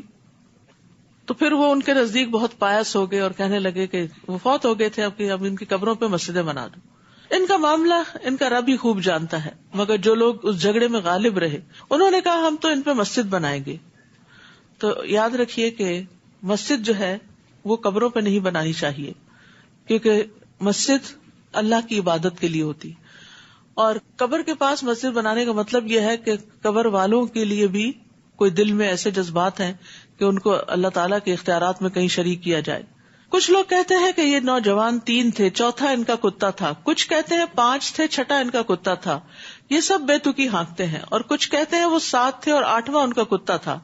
آپ ان سے کہیے، میرا رب ہی ان کی تعداد کو ٹھیک ٹھیک جانتا ہے، جسے چند لوگوں کے سوا دوسرے نہیں جانتے. اور عام طور پر مشہور ہے کہ 7 تھے، 7 سلیپرز. لہٰذا آپ سرسری سی بات کے علاوہ ان سے بحث میں نہ پڑیے. پھر وہی بات آ گئی نا کہ لوگ جب بہت زیادہ آرگیومنٹس کر رہے ہوں تو اس کو لمبا نہ کرے، اسے طول نہ دے، بلکہ مختصر بات کرے. اور ان کے بارے میں کسی سے کچھ پوچھیے نہیں، نیز کسی چیز کے متعلق یہ بھی نہ کہیے کہ میں کل یہ ضرور کر دوں گا. کیونکہ جب نبی صلی اللہ علیہ وسلم سے ان کے بارے میں سوال کیا گیا تو آپ نے کہا میں کل بتا دوں گا. تو 15 دن تک وہی نہیں آئی. تو اس پر آپ کو کہا گیا کہ آپ کسی بھی کام کے بارے میں انشاءاللہ کے بغیر وعدہ نہ کریں. الا ان یشاء اللہ، الا یہ کہ اللہ چاہے. اور اگر آپ بھول کر ایسی بات کہہ دیں تو فوراً اپنے رب کو یاد کیجیے اور کہیے کہ امید ہے کہ میرا رب اس معاملے میں صحیح طرز عمل کی طرف میری رہنمائی کرے گا. وہ نوجوان اپنے غار میں 300 سال ٹھہرے رہے اور کچھ لوگوں نے 9 سال زیادہ شمار کیے. آپ ان سے کہیے اللہ ہی بہتر جانتا ہے جتنی مدت وہ ٹھہرے رہے، اسی کو آسمانوں اور زمین کی پوشیدہ باتیں معلوم ہیں. وہ کیا ہی خوب دیکھنے والا اور سننے والا ہے. ان چیزوں کا اللہ کے سوا کوئی کارساز اور منتظم نہیں، اور وہ اپنی حکومت میں کسی کو شریک نہیں کرتا. یہ بھی توحید کا حصہ ہے کہ ہر چیز پر اختیار صرف اللہ کا ہے. اے نبی، جو کچھ آپ کی طرف وحی کیا گیا ہے آپ اپنے رب کی کتاب میں سے انہیں وہ پڑھ کر سنا دیجئے. کوئی اس کے ارشادات کو بدل دینے کا مجاز نہیں. اگر کوئی ایسا کرے تو آپ اللہ کے سوا اس کے لیے کوئی جائے پناہ نہ پائیں گے. اور اپنے آپ کو ان لوگوں کے ساتھ مطمئن رکھیے جو صبح و شام اپنے رب کو پکارتے ہیں. نبی صلی اللہ علیہ وسلم کو تلقین کی جا رہی ہے کہ آپ غریب لوگوں کا ساتھ نہ چھوڑیے. کیسی صحبت ہونی چاہیے؟ ان لوگوں کی جو اللہ سے غافل نہ ہو، اللہ کو یاد کرتے رہیں اور وہ اس کی رضا چاہتے ہیں. آپ کی آنکھیں ان سے ہٹنے نہ پائیں، یعنی یہ آپ کی آنکھوں کے تارے ہونے چاہیے کہ دنیاوی زندگی کی زینت چاہنے لگے. یعنی یہ قربانیاں کر کے جو اپنا گھر بار چھوڑ کے یہاں بیٹھے ہیں اصحاب الصفہ، غریب مسلمان، آپ ان سے اپنی نگاہ نہیں پھیریں گے. نہ ہی آپ ایسے شخص کی باتیں مانیے جس کا دل ہم نے اپنے ذکر سے غافل کر دیا ہے. غافل شخص کی بات نہیں ماننی چاہیے. وہ اپنی خواہش پر چلتا ہے اور اس کا معاملہ حد سے بڑا ہوا ہے. نیز آپ نے کہیے کہ حق تو وہ ہے جو تمہارے رب کی طرف سے آ چکا. اب جو چاہے اسے مان لے اور جو چاہے اس کا انکار کر دے. ہم نے ظالموں کے لیے ایسی آگ تیار کر رکھی ہے جس کی کناتیں اسے گھیرے ہوئے ہیں، اور اگر وہ پانی مانگیں گے تو انہیں پینے کو جو پانی دیا جائے گا وہ پگھلے ہوئے تانبے کی طرح گرم اور ان کے چہرے بھون ڈالے گا. استغفر اللہ. کبھی مائکرو ویو سے اچانک چائے نکال کے درجہ حرارت پتہ نہیں چلتا نا، کب ٹھنڈا ہی ہوتا ہے، انسان منہ میں ڈال بیٹھتا ہے تو کتنی تکلیف ہوتی ہے. کتنا برا ہے یہ مشروب اور کیسی بری ہے آرام گاہ. جو لوگ ایمان لائے اور نیک عمل کرتے رہے تو یقیناً ہم اس کا اجر ضائع نہیں کرتے جو اچھے کام کرتا ہو. یہی لوگ ہیں جن کے لیے ہمیشہ رہنے والے باغات ہیں جن کے نیچے نہریں بہ رہی ہیں. وہاں وہ سونے کے کنگنوں سے آراستہ کیے جائیں گے اور باریک ریشم اور اطلس کے سبز کپڑے پہنیں گے. وہاں وہ اونچی مسندوں پر تکیہ لگا کے بیٹھیں گے. یہ کیسا اچھا بدلہ ہے اور کیسی اچھی آرام گاہ ہے. آپ ان سے ان 2 آدمیوں کی مثال بیان کیجئے جن میں سے ایک کو ہم نے انگور کے 2 باغ عطا کیے تھے اور ان کے گرد کھجور کے درختوں کی باڑ لگائی تھی اور ان دونوں کے درمیان قابل کاشت زمین بنائی تھی. یہاں ایک اور قصہ بتایا جا رہا ہے. یہ دونوں باغ اپنا پورا پھل لائے اور بارآور ہونے میں کوئی کسر نہ چھوڑی، اور ان کے بیچوں بیچ ہم نے نہر جاری کر دی تھی. اسے ان درختوں کا پھل ملتا رہا تو ایک دن وہ گفتگو کے دوران اپنے ساتھی سے کہنے لگا، میں تجھ سے زیادہ مالدار ہوں اور افرادی قوت بھی زیادہ رکھتا ہوں، میرے چاہنے والے بھی بڑے ہیں. یہی کہتے کہتے وہ اپنے باغ میں داخل ہوا، اس حال میں کہ وہ اپنے اوپر ظلم کر رہا تھا، اور کہنے لگا، میں تو نہیں سمجھتا کہ یہ باغ کبھی اجڑ بھی سکتا ہے، اور نہ ہی میں یہ گمان کرتا ہوں کہ قیامت قائم ہوگی، اور اگر مجھے اپنے رب کے ہاں پلٹا کر لے جایا بھی گیا تو میں یقیناً اس سے بہتر جگہ پاؤں گا. کیسے فریب میں ہوتا ہے انسان، غلط کام کرنے کے باوجود بھی وہ اپنے آپ کو حق پہ سمجھتا ہے. اس کے ہمسائے نے گفتگو کرتے ہوئے اس سے کہا، کیا تو کفر کرتا ہے اس ذات سے جس نے تجھے مٹی سے اور پھر نطفے سے پیدا کیا اور تجھے ایک پورا آدمی بنا کھڑا کیا؟ رہی میری بات تو اللہ ہی ہے اور میں اس کے ساتھ کسی کو شریک نہیں بناتا. اور جب تو اپنے باغ میں داخل ہوا تو یہ کیوں نہ کہا کہ ماشاء اللہ لا قوت الا باللہ. وہی ہوتا ہے جو اللہ چاہتا ہے، اور اللہ کی توفیق کے بغیر کسی کا کچھ زور نہیں. پیچھے انشاءاللہ کا سکھایا گیا اور یہاں ماشاء اللہ کا. یہ کلمات ہماری زندگی کا حصہ ہونے چاہیے. بھلا دیکھو، اگر میں مال اور اولاد میں تم سے کمتر ہوں تو عین ممکن ہے کہ میرا رب مجھے تیرے باغ سے بہتر باغ عطا کر دے. کتنا آپٹیمسٹک اپروچ ہے. اور تیرے باغ پر آسمان سے کوئی آفت بھیج دے، یعنی یہ دن بدل بھی تو سکتے ہیں، جس سے وہ چٹیل میدان بن کر رہ جائے، اس کا پانی گہرا چلا جائے اور تو پانی نکال بھی نہ سکے. آخر یوں ہوا کہ باغ کے پکے ہوئے پھل کو عذاب نے آ گھیرا، اور جو کچھ وہ باغ پہ خرچ کر چکا تھا اس پر اپنے دونوں ہاتھ ملتا رہ گیا. وہ باغ اپنی چھتریوں پر گرا پڑا تھا. اب وہ کہنے لگا، کاش میں نے اپنے رب کے ساتھ کسی کو شریک نہ کیا ہوتا. اللہ کے سوا کوئی جماعت ایسی نہ تھی جو اس کی مدد کرتی، اور وہ خود بھی اس آفت کا مقابلہ نہ کر سکا. اب اسے معلوم ہوا کہ مکمل اختیار تو اللہ برحق کو ہے، وہی اچھا ثواب دینے والا اور انجام بخیر دکھانے والا ہے. جس سے کیا پتہ چلتا ہے کہ جو لوگ دولت پر بھروسہ کرتے ہیں تو دولت ڈھلتی چھاؤں ہوتی ہے، وہ کسی کی بھی وفادار نہیں ہوتی. مال کا مطلب بھی کیا ہوتا ہے؟ ڈھل جانے والا. اسے ہمیشہ آپ کے پاس نہیں رہنا، وہ کسی نہ کسی وجہ سے وہ آپ سے کسی اور کی طرف چلا جائے گا. اس لیے جب تک وہ آپ کے پاس ہے خوب فائدہ اٹھا لیں، آخرت بنا لیں. نیز ان کے لیے دنیا کی زندگی کی مثال بیان کیجیے. جیسے ہم نے آسمان سے پانی برسایا جس سے زمین کی نباتات گھنی ہوئی، پھر وہ نباتات ایسا بھس بن گئی جسے ہوائیں اڑائے پھرتی ہیں، اور اللہ ہر چیز پر مکمل اختیار رکھتا ہے. یہاں دنیا کو پانی سے تشبیہ دی گئی ہے کیونکہ پانی بھی ایک حالت میں قائم نہیں رہتا، دنیا کی بھی ایک حالت نہیں رہتی، اور دنیا انسان کے لیے آزمائشوں کی جگہ بنی رہتی، تبدیلیوں کی جگہ. المال والبنون زینۃ الحیات الدنیا والباقیات الصالحات خیر عند ربک ثوابا وخیر املا. یہ مال اور بیٹے تو محض دنیا کی زندگی کی رونق ہیں، ورنہ آپ کے رب کے ہاں باقی رہنے والی نیکیاں ہی ثواب کے لحاظ سے بھی بہتر ہیں اور اچھی امیدیں لگانے کے لحاظ سے بھی. اور جس دن ہم پہاڑوں کو چلائیں گے اور آپ زمین کو بالکل چٹیل اور ہموار دیکھیں گے اور ہم لوگوں کو جمع کریں گے تو ان میں سے کسی کو بھی باقی نہیں چھوڑیں گے. قیامت کے دن کوئی بھی بچ کے نہیں جا سکے گا، کوئی کہیں بھی نہیں چھپ سکے گا، اور وہ اپنے رب کے حضور صف بستہ پیش کیے جائیں گے. تو اللہ تعالیٰ ان سے فرمائیں گے آخر تم ہمارے پاس اسی طرح آ گئے جیسے ہم نے پہلی بار تمہیں پیدا کیا تھا، بلکہ تم تو یہ سمجھے بیٹھے تھے کہ ہم نے تمہارے لیے کوئی وعدے کا وقت مقرر ہی نہیں کیا تھا. وعدے کا وقت سے مراد آخرت کا دن. اور نامہ اعمال ہر ایک کے سامنے رکھ دیا جائے گا تو آپ مجرموں کو دیکھیں گے کہ وہ اعمال کے مدرجات سے ڈر رہے ہوں گے، کہیں گے ہائے ہماری کم بختی، اس کتاب نے نہ تو کوئی چھوٹی بات چھوڑی اور نہ ہی کوئی بڑی بات، سبھی کچھ ریکارڈ کر لیا، اور جو کام وہ کرتے رہے سب اس میں موجود پائیں گے، اور آپ کا رب کسی پر ذرا برابر بھی ظلم نہیں کرے گا. تو اس سے یہ پتہ چلتا ہے کہ انسان کے کبیرہ گناہوں کے علاوہ صغیرہ گناہ بھی لکھے جاتے ہیں، اور قیامت کے دن ذرا برابر بھی نیکی اور بدی انسان نے جو کی ہوگی وہ اس کے سامنے آ جائے گی. تو انسان چھوٹے گناہوں سے بھی بچے اور اللہ سے سوال کرے. وَإِذْ قُلْنَا لِلْمَلَائِكَةِ اسْجُدُوا لِآدَمَ فَسَجَدُوا إِلَّا إِبْلِيسَ كَانَ مِنَ الْجِنِّ فَفَسَقَ عَنْ أَمْرِ رَبِّهِ.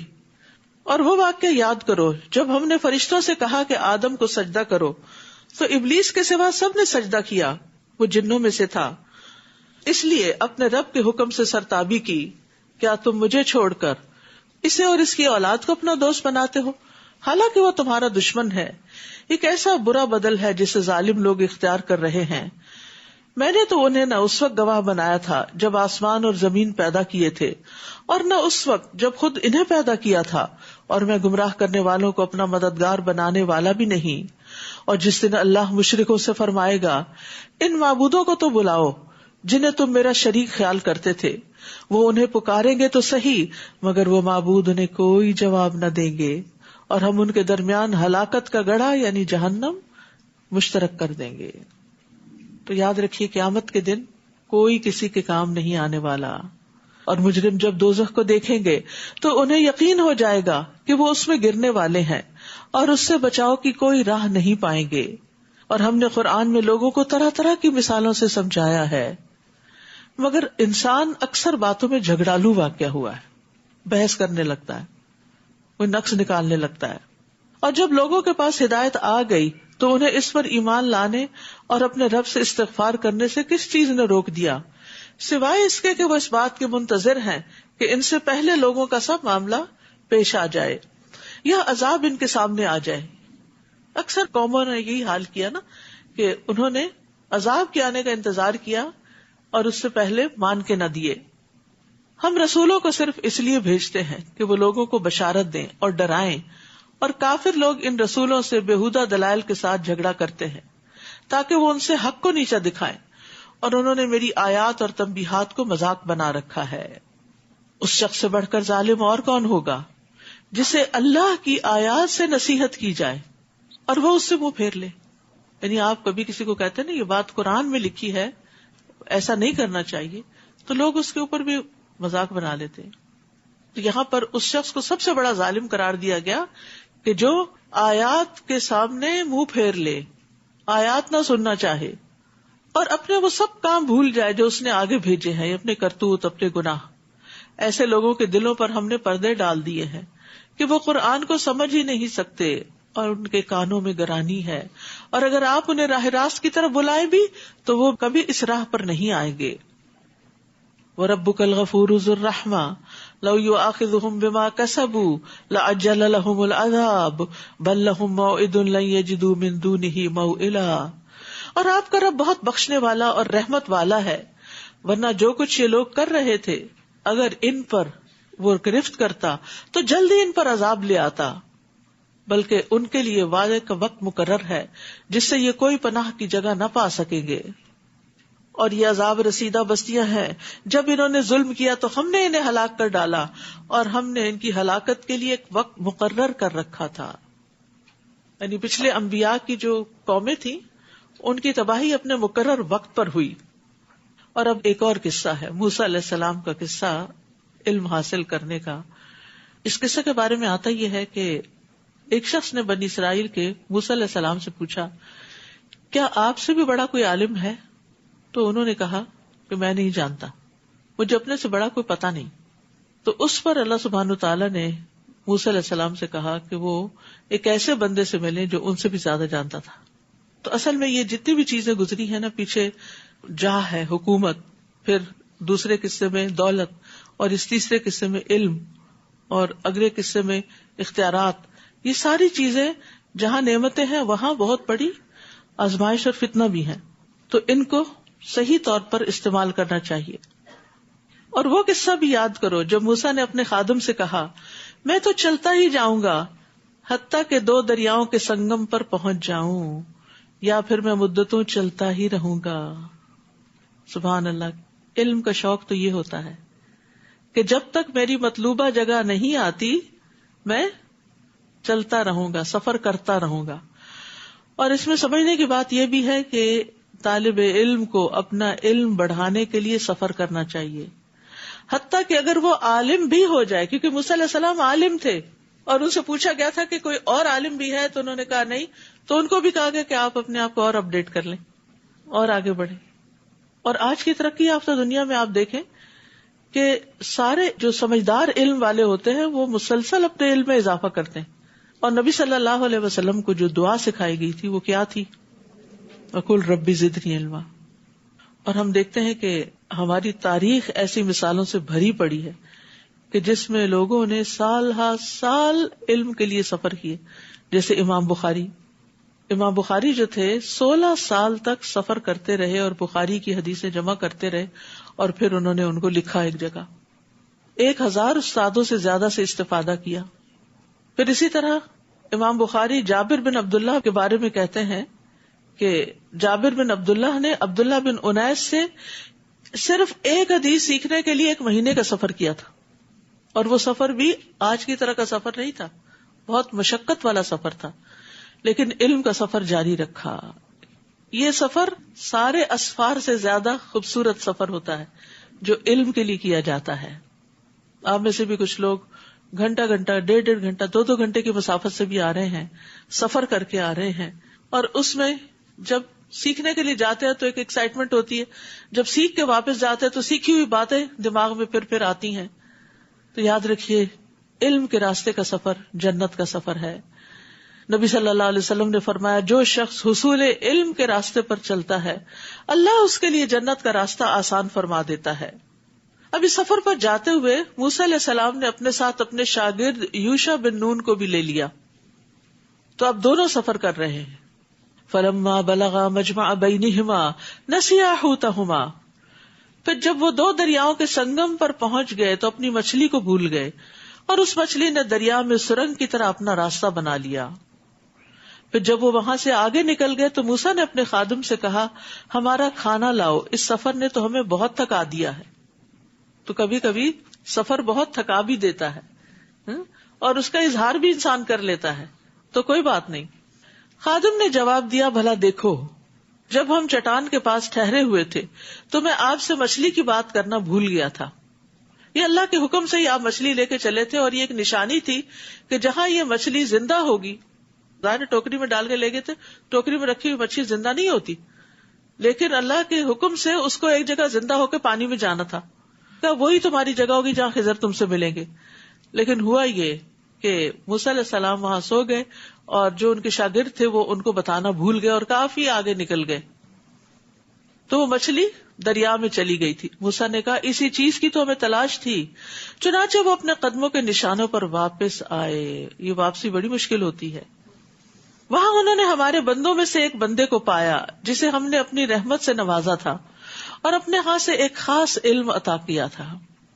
اور یہ بندہ کون تھا؟ خضر علیہ السلام. ان کی اصل حقیقت نہیں معلوم کہ کوئی انسان تھا یا کوئی جن تھا یا کوئی فرشتہ تھا. بہرحال اللہ کے بندوں میں سے ایک بندہ تھا. موسیٰ نے اس بندے خضر سے کہا اگر میں آپ کی پیروی کروں تو کیا آپ اس بھلائی کا کچھ حصہ مجھے بھی سکھا دیں گے جو آپ کو سکھائی گئی؟ کتنی عاجزی ہے کہ کیا آپ مجھے سکھائیں گے جو آپ کے پاس علم ہے. اس بندے نے کہا آپ میرے ساتھ کبھی صبر نہ کر سکیں گے، کیونکہ معلم کو طلب علم کی صعوبتوں مشقتوں کا اندازہ ہوتا ہے. بعض لوگ بہت ایکسائٹیڈ ہوتے ہیں ہم نے یہ کورس کرنا ہے، یہ پڑھنا ہے، لیکن پھر کیا ہوتا ہے تھوڑے ہی دن میں ہمت ہار بیٹھتے ہیں. تو انہوں نے کہا کہ یہ تو بڑا صبر والا علم ہے، اس میں تو بڑا صبر چاہیے، اور اتنا صبر تمہارے پاس نہیں. یاد رکھیے بڑے مقام تک پہنچنے کے لیے بڑی منزلیں طے کرنی پڑتی ہیں، اور بڑی منزلیں طے کرنے کے لیے زیادہ صبر کرنا پڑتا ہے انسان کو. جیسے اگر آپ پھولوں کی پنیری لگا لیں تو وہ اسی سیزن میں آپ کو پھول دے دیتے ہیں، لیکن اگر آپ کوئی درخت لگائیں تو کئی سال آپ کو انتظار کرنا پڑتا ہے. تو یہ انتظار صبر مانگتا ہے، اور بعض اوقات آپ اس کے پھل کھا بھی نہیں سکتے. تو انہوں نے کہا کہ آپ میرے ساتھ کبھی صبر نہ کر سکیں گے، اور جس واقعے کی حقیقت کا آپ کو علم نہ ہو اس پر آپ صبر کر بھی کیسے سکتے. ان کو معذور بھی سمجھا. موسیٰ نے کہا آپ انشاءاللہ مجھے صابر پائیں گے. ایکسائٹیڈ ہیں وہ، اور میں کسی معاملے میں آپ کی نافرمانی نہیں کروں گا. استاد اور شاگرد کے بیچ میں جو رشتہ ہوتا ہے وہ ایسا ہی ہوتا ہے. اگر شاگرد استاد کی بات ہی نہ مانے تو وہ سیکھ نہیں سکتا.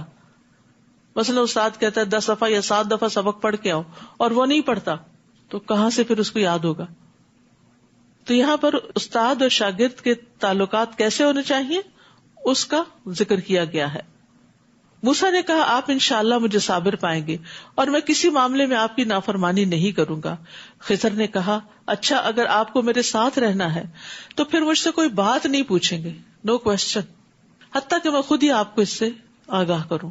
چنانچہ وہ دونوں چل کھڑے ہوئے حتیٰ کہ ایک کشتی میں سوار ہوئے. تو خضر نے اس کشتی میں شگاف ڈال دیا، سوراخ کر دیا.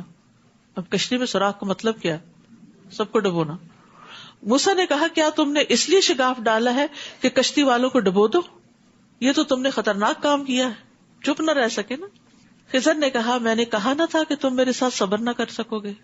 موسیٰ نے جواب دیا مجھ سے جو بھول ہو گئی اس پر میری گرفت نہ کیجیے، اور میرے لیے میرا کام مشکل نہ بنائیے. چنانچہ وہ دونوں پھر چل کھڑے ہوئے حتیٰ کہ ایک لڑکے کو ملے جسے خضر نے مار ڈالا. موسیٰ نے کہا تم نے تو ایک بے گناہ شخص کو مار ڈالا جس نے کسی کا خون نہیں بہایا تھا، یہ تو تم نے بہت ناپسندیدہ کام کیا. تو بہرحال علم کے راستے میں صبر کرنا، استاد کی بات ماننا، کیونکہ بعض اوقات پتہ نہیں ہوتا نا انسان کو کہ یہ بات کیوں کہی جا رہی ہے، اس کا نتیجہ کیا ہوگا، اور اس کا مقصد کیا ہے، اس کی حکمت کیا ہے. اور یہ صرف دینی علم ہی نہیں، دنیاوی علوم میں بھی صبر چاہیے ہوتا ہے. ایک ڈگری کو کئی سال چاہیے ہوتے ہیں، ڈاکٹر بننے کے لیے اس سے بھی زیادہ پڑھنا پڑتا ہے.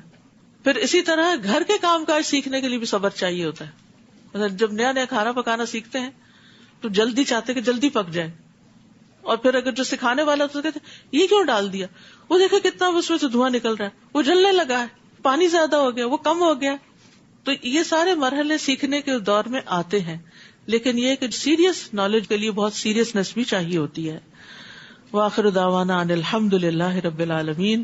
سبحانک اللہم و بحمدک، اشہد ان لا الہ الا انت، استغفرک و اتوب الیک. السلام علیکم و رحمۃ اللہ وبرکاتہ. السلام علیکم و رحمۃ اللہ وبرکاتہ. کیا حال ہے آپ کا؟ الحمدللہ. پچھلے پارے کے ہائی لائٹس قرآن مجید وہ راستہ دکھاتا ہے جو سب سے زیادہ سیدھا ہے.